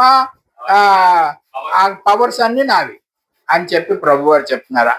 అయ్యే ఇద్దరిని కలుపుతాయి తప్పించి వ్యక్తులుగా వీళ్ళిద్దరూ వేరు. Right. God is the author and his works and Jesus is the executor. ఈ మాట ఇందాక నుంచి మనం చెప్పుకుంటున్నాం. ఆయన ప్లానింగ్ చేసేవాడు ఎవరు? తండ్రి అని దేవుడు. బ్లాక్ అండ్ వైట్ లో ఉన్నది చూసుకోండి ఒకసారి. God is the author of all works. దేవుడే ఈ ఈ అన్నిటికీ ఆయన మూలం, ఆలోచనకర్త. Is the planner. ఆ ఇంజనీర్ ప్లాన్ గీస్తాడు అనమాట. దాన్ని ఆచరణలో పెట్టేవాడు యేసు ప్రభు. Is the executive, right? అప్పుడు ఆ ఇద్దరికి ఆ డిఫరెన్స్ ఉంది. ఇద్దరిని మనం సమానం చేయడానికి లేదు. ఇక ద్వితీయోపదేశకాండం 6:4 ఏమంటారు? ఇశ్రాయేలు వినుము, మన దేవుడైన యెహోవా అద్వితీయుడగు యెహోవా. అద్వితీయుడు అంటే రెండవ ఉండడు అని అర్థం. అద్వితీయుడు అంటే I'm not dual, one God అన్నమాట. అది సో లార్డ్ గాడ్ యెహోవా ఇస్ ఓన్లీ వన్ అని చెప్పాడు. Mark 12:29 hear O Israel, Lord our God is one Lord. అందుకు యేసు ప్రధానమైనది ఏదనగా, ఓ ఇజ్రాయేలు వినుము, మన దేవుడైన ప్రభువు అద్వితీయ ప్రభువు. ఎవరి దేవుడు? ఇజ్రాయేలు. అది కాదు సార్, మన దేవుడు అన్నాడు కదా. మన దేవుడైన ప్రభువు. మన దేవుడు చెప్తున్నది ఎవరు? యేసు ప్రభు వారు. యేసు ప్రభు వారు మీ దేవుడేనా అని చెప్పట్లేదు, మన దేవుడు అంటున్నాడు. ఇప్పుడు ఈయన కూడా ఈయనకు కూడా ఆయనే దేవుడు కదా. మేమిద్దరం సమానమైతే ఆ మాట ఎట్లా చెప్తాడు ఆయన? అర్థమవుతుందా పాయింట్? సో యేసు ప్రభు వారు ఆయనకి సమానుడైనప్పుడు ఆయన మన దేవుడు అని అనడు, మీ దేవుడు. ఇంకో చోట కూడా మీ దేవుడు నా దేవుడు అంటాడు. అక్కడ కూడా మరి మన దేవుడే లెక్క కదా. ఇంకొక వచనం చదివాం కదా మనం. కాబట్టి అది కూడా మనం గుర్తుపెట్టాలి. 147వ కీర్తన ఒకసారి చూద్దాం. ఇది ఒక అద్భుతమైన మాటలు ఉంటాయి ఇక్కడ. అంటే తండ్రి అని దేవుని గొప్పతనం ఏమిటో తెలియజేయడానికి మాటలు ఉంటాయి. నక్షత్రముల సంఖ్యను ఆయన నియమించి ఉన్నాడు, వాటన్నిటికీ పేర్లు పెట్టుచున్నాడు. మన ప్రభువు గొప్పవాడు, ఆయన అధిక శక్తి గలవాడు, ఆయన జ్ఞానమునకు మితి లేదు. ఎవరు ప్రభు అన్నామనేసి మళ్ళీ యేసు ప్రభు అనకండి. ఇదిగోనండి 147 4-5 వచనాలు. దేవుడు యోబు 38, 31, 32 కూడా ఇదే విషయం ఉంటుంది. చూడండి, నక్షత్రాల గురించి, గ్యాలక్సీల గురించి రాసి ఉంటది. గబగబా చదివయ్యా, నీకు బొమ్మ చూపించాలి ఇప్పుడు. కృతిక నక్షత్రములను నీవు బంధింపగలవా? మృగ శీర్షకు కట్లను విప్పగలవా? ఇవన్నీ నక్షత్రాల పేర్లు సార్. ఇప్పుడు కూడా మన వాళ్ళు జ్యోతిష్ శాస్త్రం చెప్పే వాళ్ళు అందరూ ఈ పేర్లో వాడతారు. మృగశిర అంటాం కదా. చదవండి. మృగశీర్షకు కట్లను విప్పగలవా? వాటి కాలములలో నక్షత్ర రాశులను వచ్చినట్లు చేయగలవా? సప్తర్షి నక్షత్రములను వాటి ఉప నక్షత్రములను, సప్త ఋషులు, ఇవన్నీ మనం వింటా ఉంటాం కదా మన మాటలు. ఇవన్నీ కూడా ఎవరు చేశారంటే తండ్రి అని దేవుడు ఆయన మెదడులో ఉన్నాయి. ఇవన్నీ ఈయన ఆచరించి చూపించాడు, తయారు చేసి చూపించాడు. వీటిని మనం ఇప్పుడు ఆ పేర్లన్నీ నేను చదవలేను, కానీ కాన్స్టిలేషన్స్, గ్యాలక్సీస్ అంటే మీకు తెలుసు కదా, పాలపొంతులు అంటాం కదా. ఇక అవి అక్కడ బొమ్మ ఉంది చూడండి. అలాంటివన్నీ తయారు చేశారు. ఎవరు చేశారు? తండ్రి అని దేవుడే చేశారు, అంటే కుమారుడు. ఒక్క పాలపుంత లెక్క ఇక్కడ ఇచ్చారు, ఒకసారి చూద్దాం. ఒక్క గ్యాలక్సీలో 1 బిలియన్ స్టార్స్ ఉంటాయి. 1 బిలియన్ స్టార్స్ ఉంటాయి. 1 బిలియన్ అంటే 100 కోట్లు అండి. ఒక గ్యాలక్సీలోనే ఉంటాయి. ఇప్పుడు ఈ గ్యాలక్సీలో ఉన్న స్టార్స్ అన్నిట్లో మన సూర్యుడు కూడా ఒక స్టార్. గుర్తుపెట్టుకోండి, సూర్యుడు కూడా ఒక స్టార్. ఇప్పుడు ఇక్కడ గ్యాలక్సీ అప్రాక్సిమేట్గా బొమ్మ వేసి చూపించాడు చూడండి. ఈ సూర్యుడి చుట్టూ కొన్ని గ్రహాలు తిరుగుతున్నాయి. ఆ గ్రహాల్లో ఒక గ్రహం భూమి. అక్కడ చూడండి, ఒక్క సూర్యుడి చుట్టూ. ఇక్కడ ఈ గ్యాలక్సీలో 100 కోట్ల సూర్యులు ఉన్నారు. ఇలాంటి సూర్యులు మనకన్నా పెద్దోళ్ళే, మన సూర్యుడి కన్నా పెద్ద సూర్యులే. మరి వాటి చుట్టూ ఎన్నో గ్రహాలు తిరుగుతూ ఉంటాయి కదా. కాబట్టి అక్కడ భూమి ఎర్త్ చూపించాడు చూడండి, చిన్న చుక్క ఇస్క్రేనులాడిది భూమి. సోలార్ సిస్టమ్ అంటే ఆ సూర్యుడి చుట్టూ తిరుగుతున్న గ్రహాలు అనమాట. అవన్నీ బుధుడు, శుక్రుడు, భూమి, అంగారకుడు, బృహస్పతి ఉన్నాయి కదా. అవన్నీ 10 గ్రహాలు ఏమో ఉంటాయి. ఇంతకుముందు 9 ఉండేవి, ఇప్పుడు 10 అయ్యాయి. అయితే సార్ ఇప్పుడు మీరు గమనించండి, ఇలాంటివి విశ్వంలో 150 బిలియన్ల గ్యాలక్సీలు ఉన్నాయంట. ఒక్క గ్యాలక్సీకి లెక్క ఇందాక మీరు చూసింది 100 కోట్లని. ఇలాంటివి 150 బిలియన్స్ గ్యాలక్సీలు ఉన్నాయి. ఇందుకే గొప్ప ఏమిటంటే ఈ 150 బిలియన్ గ్యాలక్సీలో ఉన్న ప్రతి నక్షత్రం పేరు దేవునికి తెలుసు.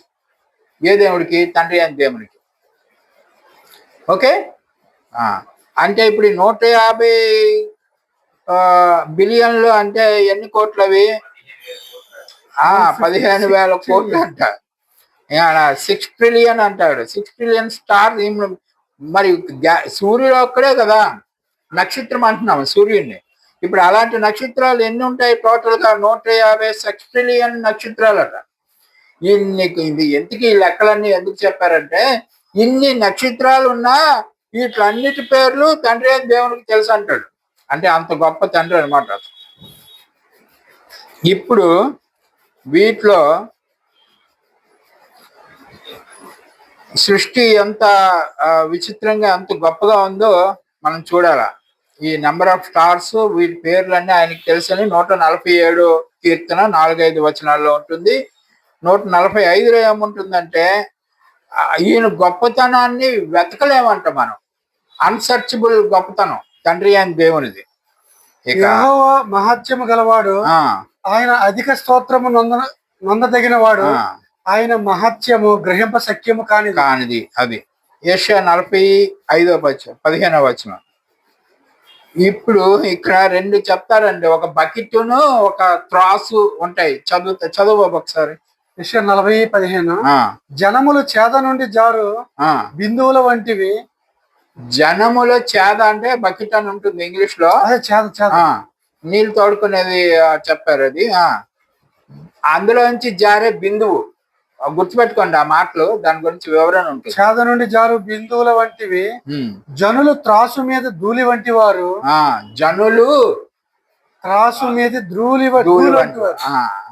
ద్వీపములు గాలికి ఎగురు సూక్ష్మ రేణువులు ఉన్నవి. ఇంకా ఆపు. అవి 2 గుర్తుపెట్టుకోండి. అవి 2 గురించి చెప్తాను. బైబిల్ ఎలాంటి భాషలో రాశారో మనం గమనించాలి. ఇప్పుడు ఈ బకెట్ ఉంది కదా, బకెట్ లో మీరు బట్టలు ఉతుకుతారు, ఆ నీళ్ళు వంపేస్తారు. నీళ్ళు వంపేసి తిరగేసి బకెట్ ఖాళీ అని చెప్తారు. మీరు బకెట్ ఖాళీ అని చెప్తారు, కానీ బకెట్ గోడ అంచు పట్టుకుని ఆ కింద ఒక డ్రాప్ అన్న నీళ్లు ఉండిపోతాయి. మీరు ఎంత వాడ్చిన బోర్లించి ఒక 1 అవర్ వదిలేస్తే చెప్పలేం, కానీ వంచేసిన వెంటనే చూస్తే ఒక డ్రాప్ అన్న నీళ్ళు. అప్పుడు అది మీకు లేనట్టే లెక్క. ఆ డ్రాప్ లేదని ఖాళీ బకెట్ అని చెప్తారు. మీరు ఎవరు ఆ డ్రాప్ ఉందని కూడా ఎవరికి చెప్పరు. అలాగన విశ్వంలో మన మానవ జాతి ఒక డ్రాప్ ఆఫ్ ది బకెట్ దేవుని దృష్టిలో. అందుకని ఇందాక యెషయా రాశారు, అది కంపారిజన్ అన్నమాట. మానవ జాతి మొత్తం అంత డస్ట్ లాంటి, లేకపోతే ఒక డ్రాప్ ఆఫ్ బకెట్ లో మిగిలిపోయే ఒక చుక్క లాంటిది అనమాట. అంత పెద్ద విశ్వాన్ని ఆయన మేనేజ్మెంట్ చేస్తున్నాడు తండ్రి అయిన దేవుడు. Okay sir. ఆ మనుషులకి ఎంత విలువ ఇచ్చాడు. ఈ డ్రాప్ లాంటి మనుషుల కోసం తన కుమారుని భూమి మీదకి పంపించి ఎంత చేశారంటే తండ్రి ఎంత గొప్పవాడో మీరు ఆలోచించండి. రైట్. ఇంకొక ఎగ్జాంపుల్ చూద్దాం. ఇది చూసారా తాసు. ఇప్పుడు మీరు ఇది ఎందుకు పెట్టాడు? మీరు 1 కేజీ వంకాయలు కొంటారు, ఇటు పక్క కేజీ గుండె వేస్తాడు, అటు పక్క వంకాయలు వేస్తాడు. ఆ తర్వాత వంకాయలు మీ బ్యాగ్లో పంపించుకుంటాడు, కేజీ తీసేస్తాడు. అక్కడ డస్ట్ ఉంటుంది కదా, వంకాయల నుంచో లేకపోతే మీరు వేసిన సరుకుల నుంచో డస్ట్ ఉంటుంది. ఆ తాసు డస్ట్కి వంగుతుందా? ఇలాగా అవ్వదు. అంటే డస్ట్కి ఏం విలువ లేదు, బరువు లేదు, వాటికి జీరో వాల్యూ ఆ డస్ట్కి. సో మానవాళి కూడా దేవుని దృష్టిలో జీరో వాల్యూ.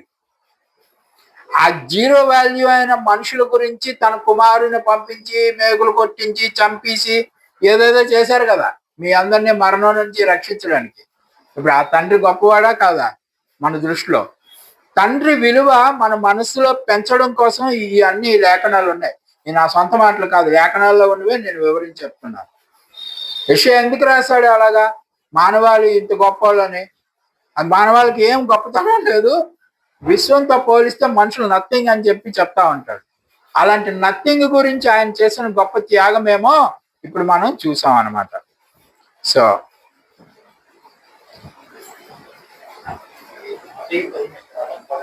ఒకసారి ఇది చూడండి, యెషయా 40:25-26. నీవు ఇతనితో సమానుడవని మీరు నన్ను ఎవరికి సాటి చేయుదురు అని పరిశుద్ధుడు అడుగుచున్నాడు కదా. పరిశుద్ధుడు ఎవరు? ఇంతకి పరిశుద్ధుడు ఎవరని చెప్పారు? యేసు ప్రభు వారు ఎవరిని చెప్పాడు? దేవుడు తప్పించి ఎవడు పరిశుద్ధులు లేరని చెప్పి యేసు ప్రభు వారు చెప్పారు కదా. ఆ పరిశుద్ధుడి గురించి ఇక్కడ రాశారు. యేసు ప్రభు ఏ పరిశుద్ధుడి గురించి మాట్లాడాడో ఆ పరిశుద్ధుడు. ఎంత కన్నులు పైకెత్తి చూడడి, వీటిని ఎవడు సృజించాను, వీటి లెక్క చొప్పున వీటి సమూహంలో బయలుదేరి వీటి పేర్లు పెట్టి పిలిచేవాడు ఎవరు కదా. పేర్లు పెట్టి పిలిచేవాడు ఎవరు? అంచేత మనుషులుగా ఓకే రండి గబగబా వెళ్ళిపోదాం. ఎక్కడికి వచ్చాం? ఇంకా 5 పేజీలేమో. యెషయా 14:24-27. 24లో ఏముందంటే I have thought I shall come to pass. చదవండి సార్ ఒకసారి. 14:24 కదా. సైన్యములకు అధిపతి యెహోవా ప్రమాణ పూర్వకంగా ఇలాగ సెలవిచ్చుచున్నాడు. చెప్పారు, నేను ఉద్దేశించినట్లు నిశ్చయముగా జరుగును, నేను యోచించినట్లు స్థిరపడును. అంతేనండి, నేను ఉద్దేశించినట్లుగా చేసుకుని వెళ్ళిపోతాను అంతే. నేనేం ఉద్దేశించాను? మీ అందరినీ మరణం నుంచి బయట వేసేయాల. అది ఉద్దేశించాను మానవాళి కోసం. సృష్టి గురించి ఆయన ఏం ఉద్దేశించాడో అవి జరుగుతూ ఉంటాయి అక్కడ. మిమ్మల్ని అయితే మరణం, మీరు ఆదాము వల్ల మీరు అందరూ మరణం పొందుకుని ఉన్నారు. మిమ్మల్ని మరణం నుంచి బయట వేసేయాల. దాని గురించి నేను నా కుమారుడైన ప్రభు అయిన క్రీస్తుని పంపించాను. ఆయన మిమ్మల్ని బయట వేస్తాడు. ఇది నా ఉద్దేశం. దీని నుంచి నన్ను మరలించేవాడు ఎవడు లేడు. 27 చదవండి సార్. సైన్యములకు అధిపతి యెహోవా దాన్ని నియమించి ఉన్నాడు, రద్దుపరచగలవాడెవడు? ఎవడు లేడు. బాహు చాచిన వాడు ఆయనే, దాన్ని తిప్పగలవాడెవడు కదా. అప్పటికి శాపం నేనే పెట్టాను కదా. మీ అందరికి మరణం రావాలని శాపం నేనే పెట్టాను. అప్పుడు నేనే తీసేస్తాను దాన్ని. నన్ను ఎవడు కాదనలేడు అని చెప్పి ప్రభు వారు చెప్తున్నారు. ఇంకో వచనం చూడండి, 46వ అధ్యాయం 10వ వచనం. 46:10. యెషయా 46. ఆలోచన నిలుచుననియు నా చిత్తమంతయు నెరవేర్చుకున్నదనియు చెప్పుకొనొచ్చు. ఆది నుండి నేనే కలగబో వాటిని తెలియజేయుచున్నాను. కలగబో వాటిని ముందుగా తెలియజేస్తున్నాను నేనే. అది తండ్రి అని దేవుడు. పూర్వకాలం నుండి నేనే ఇంకా జరుగు వాటిని తెలియజేయుచున్నాను. కాబట్టి అవన్నీ ఎవరి ద్వారా తెలియజేస్తున్నాడంటే ప్రభు ద్వారా తెలియజేస్తున్నారు. అంతకు ముందు పితరుల ద్వారా చెప్పారు, అలాగా మాట్లాడి ఇప్పుడు ఇలాగ చెప్తా ఉన్నారు. కాబట్టి ఇవన్నీ చేసేది ఎవరు? ఇన్విజిబుల్ గాడ్, అదృశ్య రూపంలో ఉన్నటువంటి దేవుడే ఇవన్నీ చేస్తా ఉన్నాడు. ఇక ప్రకటన 4వ అధ్యాయంలో 6-7 వచనాలు the midst of the throne. ఇక్కడ ఒక మరియు ఆ సింహాసనం ఎదుట, ఇది కొంచెం కేర్ఫుల్ గా వినండి అందరూ. సింహాసనము ఎదుట, ఓకే మరియు ఆ సింహాసనం ఎదుట స్ఫటికమును పోలిన గాజు వంటి సముద్రమున్నట్టుండెను. ఓకే. ఆ సింహాసనమునకు మధ్యను, అది ఇంపార్టెంట్ చూడండి, సింహాసనం ముందు సముద్రం ఉన్నది. సింహాసనం మధ్యను, సింహాసనము చుట్టూను ముందు వెనుక కన్నులతో నిండిన 4 జీవులుండెను.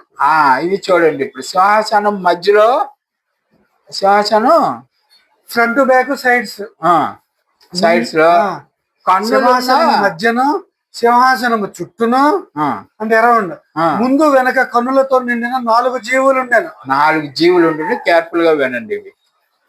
వచ్చిన మొదటి జీవి సింహము వంటిది, రెండవ జీవి దూడ వంటిది, మూడవ జీవి మనుష్యుని ముఖము వంటి ముఖము గలది, 4వ జీవి ఎగురుచున్న పక్షిరాజు వంటిది. 4 జీవులు విన్నారు కదా. ఇప్పుడు వీటి గురించి తెలుసుకుందాం. ఇది అంతా చదివి చెప్పేదానికి ఒక టైం. ఒకసారి 5:13 వెళ్ళు. అంతటా పరలోకమందను భూలోకమందను భూమి కిందను సముద్రములోను ఉన్న ప్రతి స్పష్టము అనగా వాటిలోనున్న సర్వమును సింహాసనాసీనుడై ఉన్న వాటికిని గొర్రె పిల్లకును స్తోత్రము ఘనతో మయము ప్రభావమును యుగ యుగములు కలుగును కాకని చెప్పుట వింటిని. ఇప్పుడు ఇందాక సింహాసనం ముందు ఒక స్ఫటికం వంటి సముద్రం ఉంటుంది, అందులో నుంచి వచ్చింది వీళ్ళందరూ. ఓకే, వచ్చి స్తోత్రం చేస్తున్నారు. ఇంకా అయిందా? అయితే ఇప్పుడు అక్కడ ఎవరు వెళ్ళారు? ల్యాంబ్ వెళ్ళింది కదా. గొర్రె పిల్ల వెళ్ళింది కదా, చేశారు కదా. ఇప్పుడు ఈ ఎక్కడున్నారు వీళ్ళు? సింహాసనం మధ్యలో అని చెప్పారు. ఓకే, ఒక్క నిమిషం దాని గురించి వివరిద్దాం. In the midst of the throne అంటే ఏంటో, దాని చుట్టూ ఉన్న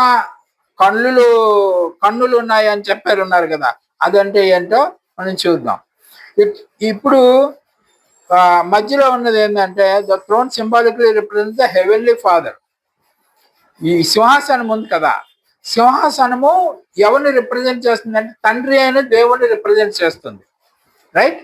ఇప్పుడు let us now understand the scripture in the meaning. The midst of the throne అంటే ఇప్పుడు తండ్రి అయిన దేవుడి సింహాసనం, దాని మధ్యలో ఉన్నది అంటే మధ్యలో ఎవరున్నారు? 4 జీవులు చెప్తాను. మధ్యలో ఇప్పుడు ల్యాంప్ ఉంది. అంటే తండ్రి అయిన దేవుడు సింహాసనం అయితే ఆ మధ్యలో ల్యాంప్ ఉంది, గొర్రెపిల్ల ఉంది. ఇప్పుడు the represents with in the inside the himself is round about the throne. ఆ చుట్టూరుగా మళ్ళీ కన్నులు ఉన్నాయి. ఇప్పుడు మనకి ఒక విషయం క్లియర్ అయింది ఏంటంటే, సింహాసనం అంటే తండ్రి అయిన దేవుడు, మధ్యలో ఎవరో కూర్చున్నారు, మళ్ళీ కన్నులు అవి ఉన్నాయి, మళ్ళీ 4 జీవులు ఉన్నాయి, ఇవన్నీ ఉన్నాయి. అవన్నీ అంటే చూద్దాం. Inside it was intelligent creation of universe. ఈ 4 జీవులు 4 లక్షణాలని తెలియజేస్తాయి మనకి. మొదటి జీవి ఏమై ఉంది? సింహము. సింహము. ఈ సింహం దేనికి సూచిస్తుంది? బలానికి. It is like beast reveals the identity of attributes. Let us see all this. ఒకటి సింహము, ఇది శక్తిని సూచిస్తుంది, సర్వోన్నతుడైన దేవుని యొక్క శక్తిని సూచిస్తుంది.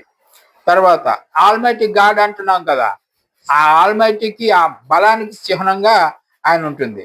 అది తండ్రి అయిన దేవుడు is the first and the last అన్నారు కదా, ఆది అంతమునై ఉన్నాడు. క్రియేటివ్ పవర్ ఆయన దగ్గర ఉంది, సృష్టించే శక్తి ఆయన దగ్గర ఉంది. సార్ని ఒకసారి ఇచ్చేయండి. తర్వాత లైఫ్ గివింగ్ కెపాసిటీ ఆయన దగ్గర ఉంది. That is the power of సింహం. ఆ శక్తి ఎవరికో ఉంది, ఆ ఎవరో తర్వాత చూద్దాం. రెండోది ఏంది? ఎద్దు. రెండోది ఎద్దు. ఈ ఎద్దు దేన్ని సూచిస్తుందంటే, symbol comes from the Israel atoning sacrifices. ఇది ఎద్దు ఎక్కడ కనపడుతుంది మనకి? ఇస్రాయలీలు బలేస్తా ఉంటారు ఎద్దుని. పెద్ద ఒక ఇది ఉంటుంది, బలి అర్పణ చేసేది ఒక స్టేజ్ ఉంటుంది, దాని మీద వేస్తా ఉంటారు. ఎద్దు మగది అనమాట, పెద్దదేది. మీరు గమనించండి, అది చాలా పెద్దగా ఉంటుంది. ఇది ఎందుకు బలేస్తారంటే, అందరు పాపాలని ప్రక్షాళన చేయడానికన్నా ఎద్దుని బలేసేస్తారు వాళ్ళు. పాప పరిహారార్థ బలి. మరి ఇక్కడ పాప పరిహారార్థ బలి ఎవరు పొందారు?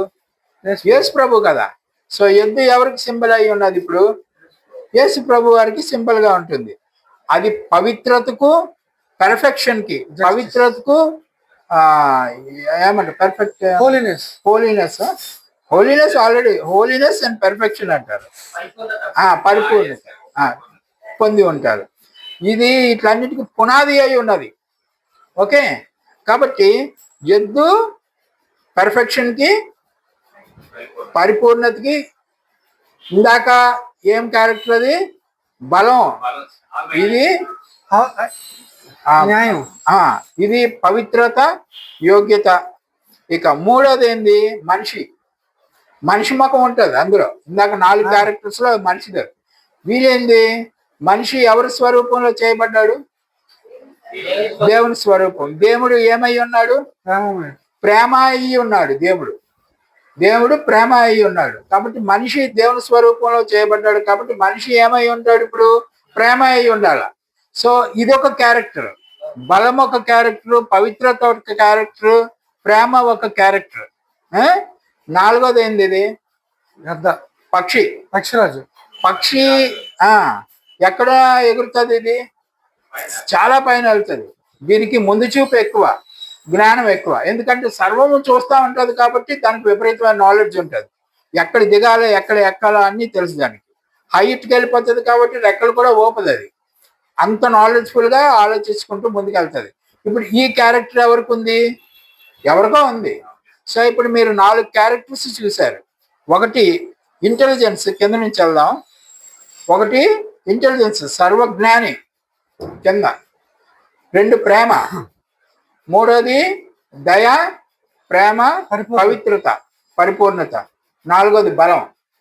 ఇప్పుడు ఈ 4 క్యారెక్టర్స్ ఎవరికి ఉన్నాయి అంటే ఇవి 4 కలిపి దేవుడికి ఉన్నాయి. ఈ 4 క్యారెక్టర్స్ దేవునికి ఉన్నాయి. దేవుడు మనిషిని ఎలా తయారు చేశాడు? తన స్వరూపమందు తయారు చేశాడు. సో ఇప్పుడు ఆదాంకి 4 క్యారెక్టర్స్ ఉన్నాయి. 4, చాలా కేర్ఫుల్ గా వినండి. ఇది 4 క్యారెక్టర్స్ ఆదాములో పెట్టాడు దేవుడు. ఆదాములో పెట్టినప్పుడు ఆదాము అతిక్రమం చేయడం వల్ల ఈ క్యారెక్టర్స్ ఒక్కొక్కటిగా లూజ్ అయిపోయాడు. క్యారెక్టర్స్ దుర్వినియోగం అయిపోతున్నాయి. ఇప్పుడు క్యారెక్టర్స్ ఏం పోలేదు. ఇప్పుడు నా దగ్గర ఇంటెలిజెన్స్ ఉంది చాలా. ఆ ఇంటెలిజెన్స్ ని సద్వినియోగం చేసుకోవచ్చు, దుర్వినియోగం చేసుకోవచ్చు. ఇంటెలిజెన్స్ అయితే పోలేదు, ఉన్నది నా దగ్గర ఉంది. అణుబాంబు వలన బోల్డంత కరెంట్ తయారు చేసి ప్రపంచం అంతా సప్లై చేయొచ్చు. కానీ అణుబాంబు నీ మీద వేసిస్తే మాకు మరీ సంతోషం. అది ఇప్పుడు ఆ క్యారెక్టర్ బాంబు చేయడం అయితే నాకు వచ్చు. దేనికి ఉపయోగిస్తున్నాను అనేది డిఫరెంట్ అయిపోయింది. ఎందుకు? ఆదాము అది కూడా నేర్చేసుకున్నాడు. దీంతో పాటు దేవుడు చేసినప్పుడు ఒకటే పెట్టాడు అతనికి, ఈయన ఇది కూడా నేర్చుకున్నాడు. కాబట్టి ఇవి దుర్వినియోగం అయిపోయాయి. యాక్చువల్లీ మనిషికి దేవుని క్యారెక్టర్స్ అవి 4. ఈ 4 క్యారెక్టర్స్ మనిషికి కూడా పెట్టాడు. పెట్టి పంపించాడు కిందకి. ఏమేం పెట్టాడు? ఈ 4 సింపుల్ గా ఉన్నాయి, ఇవి రాసుకోండి. Power, justice, love and wisdom. Power, justice, love and wisdom. అవి 4 క్రియేచర్స్ అంటున్నాడు. 4 జీవులు 4 క్యారెక్టర్స్ ని తెలియజేస్తాయి. 4 జీవులు అంటే ఏం దయ్యాలు భూతాలు కావు. ఇలా నేర్చుకోవాల్సింది. ఇప్పుడు అందుకనే మనుషులు ఎవరికి క్యారెక్టర్ లేవని చెప్పడానికి మార్కు సువార్త 17-18 వచనాల్లో యేసుప్రభు అంటాడు, ఆయన బయలుదేరి మార్గంలో పోచుండగా ఒకడు పరిగెత్తుకుని వచ్చి ఆయన ఎదుట మోకాల్లోని సద్బోధకుడా, నిత్య జీవమునకు వారసుడు నేనేమి చేయను ఆయన అడిగాను. యేసు, నన్ను సత్పురుషుడని ఎలా చెప్పుచున్నావు? దేవుడు ఒక్కడే గాని మరి ఎవడను సత్పురుషుడు కాదంటే ఈ క్యారెక్టర్స్ మనం దుర్వినియోగం అయిపోయాయి. ఆ 4 క్యారెక్టర్స్ ఇప్పుడు దేవుడి దగ్గరే ఉన్నాయి, మన దగ్గర లేవు. అంటే మన దగ్గర ఉన్నాయి కానీ దుర్వినియోగం ఉన్నాయి. రైట్. ఇప్పుడు అదే చెప్తారు, let us make a man in our image, మన పోలికన, ఆఫ్టర్ అవర్ లైక్నెస్. మన పోలికన. ఓకే. ఇప్పుడు ఈ 4 క్యారెక్టర్స్ మీకు అర్థమై ఉంటాయి కదా. ఇప్పుడు ఈ 4 క్యారెక్టర్స్ తోనే ఆదాముని తయారు చేశాడు దేవుడు. ఓకే, 4 క్యారెక్టర్స్ తో తయారు చేశాడు. ఇప్పుడు ఈ క్యారెక్టర్స్ లో పవరు ఎలాగా మనకి ఆ పవర్ ఉందని మనకి ఎలా నిరూపణ అవుతుందో చూసారా? ఇక్కడ ఒక బొమ్మ వేశారు చూడండి. ఇన్ని బిల్డింగ్స్ అవన్నీ కడుతున్నాం కదా, అసాధారణమైన స్ట్రక్చర్స్. మానవుడు ఇంతకుముందు మట్టి కొండగోహల్లో వాటిలో జీవించేవాడు. అలాంటిది మన దేవుడు ఇచ్చిన శక్తిని బట్టి మనం రోజు రోజుకి అలాగ అభివృద్ధి చెంది బిల్డింగ్స్ కడతాం, మ్యానుఫ్యాక్చరింగ్ చేస్తూ ఉంటాం. ఆ ట్రాన్స్పోర్ట్ అయినా గుర్ర బండ్ల దగ్గర నుంచి జెట్ విమానాలు, రాకెట్ల వరకు ఈ రోజు మనం ఎదిగిపోయాం టెక్నాలజీలో. అది పవర్. రెండోది జస్టిస్ అనేది, అంటే తెలుగులో ఏమని చెప్పారు? అది జస్టిస్, న్యాయం. న్యాయం గురించి ఒక్కొక్క దేశంలో ఒక్కొక్క ధర్మశాస్త్రం పెట్టుకున్నాం. ఆ దేశం తాలూకా కల్చర్ని బట్టి వాళ్ళ ధర్మశాస్త్రాన్ని ఒక చట్టాన్ని నిర్మించుకుని ఆ చట్ట ప్రకారం వాళ్ళు జీవించగలుగుతున్నారు. అది దేవుడి నుంచి మనకు వచ్చిన జ్ఞానం. దాన్ని బట్టే వాళ్ళు అలాగా ముందుకు ప్రొసీడ్ అవుతారు. మూడోది ప్రేమ. ప్రేమ అనేదానికి still visible even after years of corruption by selfishness. ఇది ప్రేమ అందరి మధ్యలో ఉంటుంది, మనుషులు అందరి మధ్యలో. కానీ అందరి మధ్యలో వాడు ఏం విత్తాడు? సైతానుడు స్వార్థం అనేది విత్తాడు ప్రేమతో పాటు. కాబట్టి ఇప్పుడు మనందరికీ స్వార్థం ఎక్కువైపోయింది, ప్రేమ తగ్గిపోతుంది. స్వార్థం ఎక్కువైతే ప్రేమ తగ్గిపోతుంది ఆటోమేటిక్ గా, చల్లారిపోతుంది అనమాట అది. కాబట్టి ఈ విధంగా ఇది కూడా డిస్టర్బ్ అయిపోయింది, ప్రేమ కూడా డిస్టర్బ్ అయిపోయింది. టెక్నాలజీ దుర్వినియోగం అవుతూ ఉంది. న్యాయం అన్యాయం అయిపోయింది కదా. దేవుడు పెట్టాడు ఇవన్నీ. ఇక మన జ్ఞానం ఎందులో మన జ్ఞానం ఉన్నది చూడండి. ఆర్కిటెక్చర్ జ్ఞానం ఎక్కడి నుంచి స్టార్ట్ అయింది? దేవుడు మందసం పెట్టి తయారు చేసే దగ్గర నుంచి మన టెక్నాలజీ స్టార్ట్ అయిపోయింది. Architecture, chemistry, physics, biology, medicines, ఈ రంగాలన్నింటిలో మనం సాధిస్తున్నాం. అన్ని చోట్ల దుర్వినియోగాలు కూడా అయిపోతున్నాయి, గమనించండి. ఇంజనీరింగ్, బాటనీ, మ్యాథమెటిక్స్, టెక్నాలజీ, ఇవన్నీ కూడా man has given 4 attributes of God. How much God has given to man. దేవుడు ఎంత ఇచ్చాడో చూసారా? ఇవన్నీ కూడా దేవుని నుంచి మనిషి పొందుకున్నవి. కానీ వీటన్నిటిని మనం ఈరోజు దుర్వినియోగం చేస్తూ ఉన్నాం. అయితే అసాధారణమైన జ్ఞానాన్ని మనకి ఇచ్చినప్పటికీ దీన్ని ఏమంటారంటే, a man measure of those attributes could be represented by dipping a teacup into the ocean. ఇంత ఇచ్చిన మనం సముద్రంలో నీరు టీకప్తో తీస్తే మనకి ఎంత ఉందో అంతే మన జ్ఞానం. దేవుని జ్ఞానంతో పోలిస్తే దీంతో పోలిస్తే, ఎందుకంటే డస్ట్ తో సమానం అని చెప్పాడు కదా, మనిషే డస్ట్. లిమిట్లెస్ పవర్ అన్నమాట. అవి ఉండేవి మనకు పోయాయి. ఇప్పుడు ఇదే విషయాన్ని ఇప్పుడు ఎక్కువ వివరించడం అవసరం లేకుండా, ఈ 4 జీవులు అంటే 4 క్యారెక్టర్స్ అని మీరు అనుకుంటున్నారు కదా, ఇది మైండ్ లో పెట్టుకుని ఈ ఎహెచ్కేల్ దగ్గరికి వెళ్ళి 1:16 దగ్గర ఒక విచిత్రమైన బండి ఉంటది. ఈ నిలువు చక్రాలు, అడ్డ చక్రాలు, దాని మీద దేవదూత. ఒకసారి చదువుతావా? ఆ చక్రముల యొక్క రూపమును పనియు రక్తపు వర్ణపు రాతి వలె నుండును. ఆ 4 ఒక విధముగానే ఉండును. వాటి రూపమును పనియు చూడగా చక్రములో చక్రం ఉన్నట్టుగా ఉంది. చక్రాలు అదంతా విచిత్రంగా ఉండే. మీరు చదివితే ఇంటికి పోయి చదవండి. ఆ చదివినప్పుడు అదంతా కూడా ఈ 4 క్యారెక్టర్స్ దృష్టిలో పెట్టుకుని చెప్పడం జరిగింది. ఇది మీకు ఈ పాఠం విన్నారు కాబట్టి ఇది మీరు మైండ్ లో పెట్టుకుని అది చదవండి, మీకు అన్ని క్లియర్ గా అర్థమైపోతాయి. ఇక ఇదేమి కీర్తన, ఇంత గొప్ప తండ్రిని శ్లాఘిస్తూ కీర్తనకారుడు కీర్తన రాశాడు.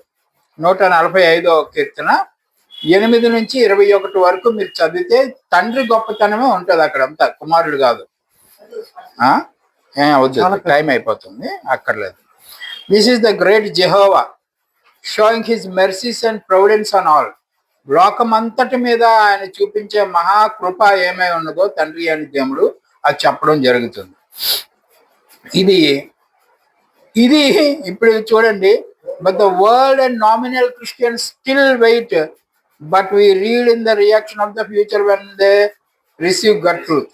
ఇప్పుడు ఈ గొప్ప మర్మాన్ని నామకార్థ క్రైస్తవులు ఇంకా తెలుసుకోలేదు. వాళ్ళు ఇంకా వస్తుంది అనుకుంటారు. The great Jehovah showing his tender mercies and providence of all his living creature. Today we have received the great truth of knowledge. ఈ రోజు మనం తెలుసుకున్న గొప్ప సత్యాన్ని వాళ్ళు ఇంకా నామినల్ క్రిస్టియన్స్ అయితే, మనం కూడా నామినల్ క్రిస్టియన్సే కదా. నిన్న మొన్నటి దాకా ఈ మర్మం తెలియకపోతే మనం కూడా నామినల్లే, నామకార్థ క్రైస్తవులమే. ఈ మర్మాన్ని మనం ఎరిగాం కాబట్టి లోకం ఎరిగే కాలం ఒకటి వస్తుంది, లేదా లోకాన్ని మీరే తెలియజేయాల ఈ విషయాన్ని. కాబట్టి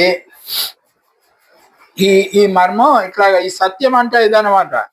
ఇక ఒకసారి ప్రకటన 5:13 చదివయ్యా. అంతటా పరలోకమందును భూలోకమందును భూమి క్రిందను సముద్రంలోనూ ఉన్న ప్రతి స్పష్టము అనగా వాటిలోనున్న సర్వమును సింహాసనాసీనుడై ఉన్న వాటికి గొర్రె పిల్లకును స్తోత్రమును ఘనతయు మహిమయు ప్రభావమును యుగయుగములు కలుగును కాక. సింహాసనాసీనుడు ఎవరు? యేసుక్రీస్తు. సింహాసనమే తండ్రి, సింహాసనమే తండ్రి. దాని మీద ఆసీనుడైన వాడు ఎవడు? ఎవరు? ఇప్పుడు ఈయన కూర్చోబెడితే ఈయన అయిపోతాడు రాజు, ఆయన్ని కూర్చోబెడితే ఆయన అయిపోతాడు రాజు, నువ్వు అయిపోతావు. యేసుక్రీస్తు కూర్చున్నాడు ఆ సీట్లో. అంటే ఇప్పుడు మనకి తండ్రి పాత్ర ఎవరు పోషిస్తున్నారు? కుమారుడే పోషిస్తున్నాడు. తండ్రే సింహాసనము, కుమారుడు దాని మీద కూర్చుని ఉన్నాడు. So he got a all powers. తండ్రికి ఏమేమి పవర్స్ ఉన్నాయో అవన్నీ కుమారుడు పొందుకున్నాడు. యెషయా 25:9. ఆ దినమున జనులు ఇలాగునుందురు, ఇదిగో మనలను రక్షించునని మనం కనిపెట్టుకొని ఉన్న మన దేవుడు, మనము కనిపెట్టుకుని యెహోవా ఈయనే, ఆయన రక్షణను బట్టి సంతోషించి ఉత్సాహించాం. ఇప్పుడు ఎవరు? సింహాసనమా మీద కూర్చున్న మనిషా?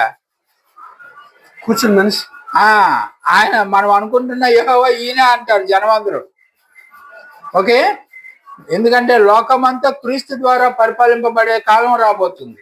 ఆ కాలమును లోకమంతా ఎవరిని ఎరుగుదామంటే తండ్రి అయిన దేవుణ్ణి ఎరగాలన్నాడు కదా. తండ్రి అయిన దేవుణ్ణి ఎరిగి ఇప్పుడు కూర్చున్నవన్నీ తండ్రి అంటాడు. మనము తెలుసుకుంటున్న యెహోవా ఈయన అంటాడు. ఓకే, అదే కదా లేఖనం. So dear brothers and sisters, today we got a tiny introduction of the great, awesome, glorious, almighty God in the whole universe. సృష్టి మొత్తానికి గొప్ప దేవుడు ఎవరు అనేది ఇవాళ మీరు తెలుసుకున్నారు. ఓకే, రండి ఇక్కడ కూర్చుందాం. యోహాను 17:3 వెళ్దాం. అద్వితీయ సత్య దేవుడైన నిన్ను నీవు పంపిన యేసుక్రీస్తును ఎరుగుటయే సత్య జీవము. ఇప్పుడు అద్వితీయుడైన సత్యదేవుని ఎరిగారా మీరు? ఈ పాఠం అయిన తర్వాత మీరు ఎరిగామంటారు. సత్యదేవుని ఎరిగారు, ఆయన పంపించిన కుమారుని కూడా ఎరిగారు. కాబట్టి ఇప్పుడు మీ అందరికీ నిత్య జీవం గ్యారంటీ. కాబట్టి this means that in a life time of 1000 years we would know God somewhat. ఇప్పుడు చూడండి, 1000 సంవత్సరాల పరిపాలన అంటున్నాం కదా. 1000 సంవత్సరాల పరిపాలనలో ఇప్పుడు మీరు నేర్చుకున్న సత్యము లోకమంతా నేర్పబడుతుంది. ఓకే, ఒకవేళ అది 1000 సంవత్సరాలు కాకుండా 100,00,000 సంవత్సరాలు అనుకోండి, 1,00,000 సంవత్సరాలు కూడా నేర్చుకుంటానే ఉంటారు. ఇంకా ఎక్కువ ఉంటే కూడా అలా నేర్చుకుంటూనే ఉంటాం దేవుని గురించి. నేర్చుకుంటూ నేర్చుకుంటూ నేర్చుకుంటూ ఎంత ఎక్కువ నేర్చుకుని ఇంకా మిగిలిపోతుంది. అంత గొప్ప దేవుడు మన దేవుడు. కాబట్టి 1000 సంవత్సరాలు అని చెప్తా ఉంటారు. యేసు ప్రభు 1000 సంవత్సరాలు, ఆ 1000 సంవత్సరాల తర్వాత ఏమవుతాడు యేసు ప్రభు? మరి చచ్చిపోతాడా ఏంటి? పంపదీసి అవును కదా. సో 1000 సంవత్సరాలు అనేది ఆ లిమిట్ ఉన్నది కదా. లిమిట్ లోనే మీ వాడు పరిపాలిస్తాడు. ఆ లిమిట్ తర్వాత మీ వాడు ఏమైపోతాడా బాబు పోతాడా అని ఎవరైనా అడిగారు అనుకోండి, మన వ్యతిరేకులు, ఈ మతోన్మాదులు వాళ్ళు అడుగుతారు. మన దగ్గర ఆన్సర్ ఉండదు. 1000 సంవత్సరాలు ఎందుకు లిమిట్ పెట్టాడంటే only the people should learn the real God.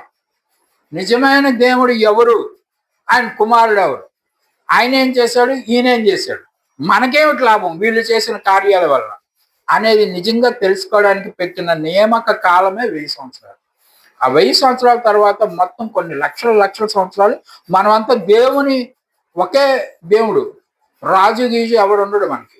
ఆ దేవుని ఆధ్వర్యంలో మనం పరిపాలింపబడతా ఉంటాం, నిత్యము జీవించే ఉంటాం. అది దేవుని ఉద్దేశం ఆదామును తయారు చేయట్లో. ఆదామును ఎందుకు తయారు చేశాడు అని అడిగినప్పుడు రకరకాల స్టోరీలు చెప్తా ఉంటారు మన సార్లు అందరూ. ఆదామును ఎందుకు తయారు చేశాడంటే లక్షల సంవత్సరాలు దేవుడు విశ్వాన్ని ఎలా పరిపాలిస్తున్నాడో భూమిని మనిషి అలా పరిపాలించాలని దేవుని ఉద్దేశం. చచ్చిపోవాలని కాదు, ముసలోడు అయిపోవాలని కూడా కాదు. వాడి నిత్యము యవనంతో, పక్షిరాజు శరీరం వల్ల వాడు యవనంతో ఉన్న ఏ వాక్యాలు ఉంటాయి కదా, అట్లా వాడు ఎప్పటికీ భూమిని అలా పరిపాలించుకునే ఉండాలి. మరణం అనేది లేదు భూమికి. అలాగని భూమి మీద ఉన్న జంతువులకు కానీ మరొకదానికి కానీ మరణం లేదు. మరణాన్ని తీసుకొచ్చినాడు ఆదాం.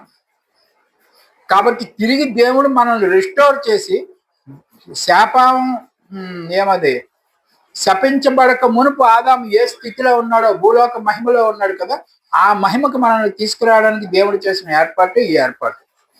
కాబట్టి మనందరం పునరుద్ధానం అయినప్పుడు పాపము చేయని ఆదాము ఏ స్థితిలో ఉన్నాడో ఆ స్థితిలోకి ఎదుగుతాం.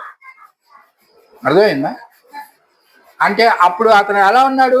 ఇందాక మీరు చెప్పిన 4 క్యారెక్టర్స్ సంపూర్ణంగా కలిగి ఉన్నాడు.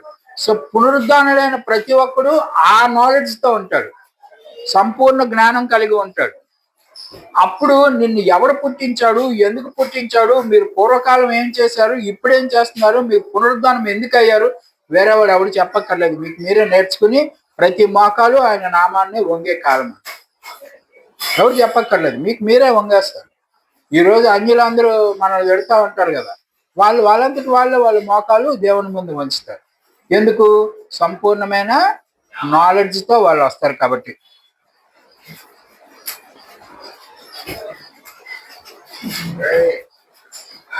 ఒకసారి సామెతలు 34 చూడండి. ఆకాశమునకెక్కి మరలా దిగిన వాడేవాడు ఎవరు? తన పిడికలతో గాలిని పట్టుకున్న వాడేవాడు. బట్టలో నీళ్లు మూట కట్టిన వాడేవాడు.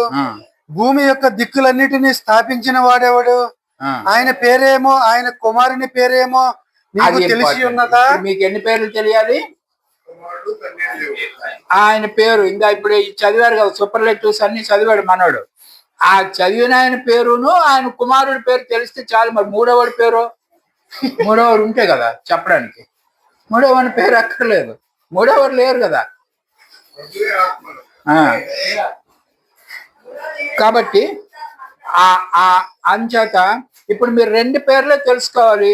2 పేర్లు మీకు ఆల్రెడీ తెలిసిపోయాయి కదా. ఒకరు యెహోవా, రెండోది యేసుక్రీస్తు. Okay, so there is only 2 persons. His name is what a question. 2 persons. What is his name? ఇప్పుడు ఈ పేరు చూడండి. His name is the great almighty. సర్వశక్తివంతుడైన దేవుడు యెహోవా ఒక పేరు. రెండోది సన్ లార్డ్ జీసస్ క్రైస్ట్. రెండేనండి. సామెతల్లో అది చాలా ప్రాముఖ్యమైనది ఈ వచనం. ఏదో ఎక్కడుంది? 34. అవి 2 తెలుసుకుంటే చాలు, అయిపోయింది సీన్. ఆ 2 తెలుసుకున్న వాళ్ళు infinite grace and mercy has chosen us to know now. దేవుని దయా కృప మన మీద ఉన్నది కాబట్టి మనకు ఆ 2 పేర్లు ఈ రోజు తెలిసాయి.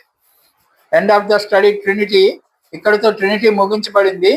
ఈ ట్రినిటీలో ఎక్కడ కూడా teaching not found in the Bible at all. Trinity అనే పదం బైబిల్లో ఎక్కడ ఉండదు. ఎందుకు ఉండదు అంటే ఇదే కారణం. ఇప్పుడు మనం నేర్చుకున్న పాఠమే కారణం. The book of the lord, దేవుని గ్రంథమైనటువంటి బైబిల్ గ్రంథంలో the great truth we have found. ఈ రోజు మనం గొప్ప మర్మం తెలుసుకున్నాం. We have found only the true God. నిజమైన దేవుడు ఎవరో మనం తెలుసుకున్నాం. ఇది ఫస్ట్ డైరెక్ట్లీ క్రియేటెడ్ సన్. ఆయన స్వయంగా తయారు చేసిన మనిషి, లేకపోతే ఒక వ్యక్తి యేసు ప్రభు వారు కుమారుడు. తర్వాత and the knowledge of his Holy Spirit. ఆ ఇద్దరికి ఉన్నటువంటి జ్ఞానము, తెలివి, శక్తి మాత్రమే హోలీ స్పిరిట్. 3 చెప్పడం జరిగింది. Holy Spirit is God's power. Father God is supreme God, invisible God. And ఈ ఫాదర్ గాడ్ ఒకవేళ శరీరధారి అయితే that is Jesus Christ. Okay, ఈ జీసస్ క్రైస్ట్ కు పూర్వం కూడా ఉన్నాడు, ఇప్పుడు కూడా ఉన్నాడు. మనిషి రూపంలోకి వచ్చిన తర్వాత మాత్రమే ఆయన పేరు జీసస్ క్రైస్ట్. అంతకు మునుపు ఆయన సేవకుడనియు, ప్రధాన దేవదూతనియు పిలువబడ్డారు. మైకల్ అని కూడా పిలువబడతారు. రైట్. దేవుడు మీ అందరినీ దీవించుకుంటారు. ఆమేన్.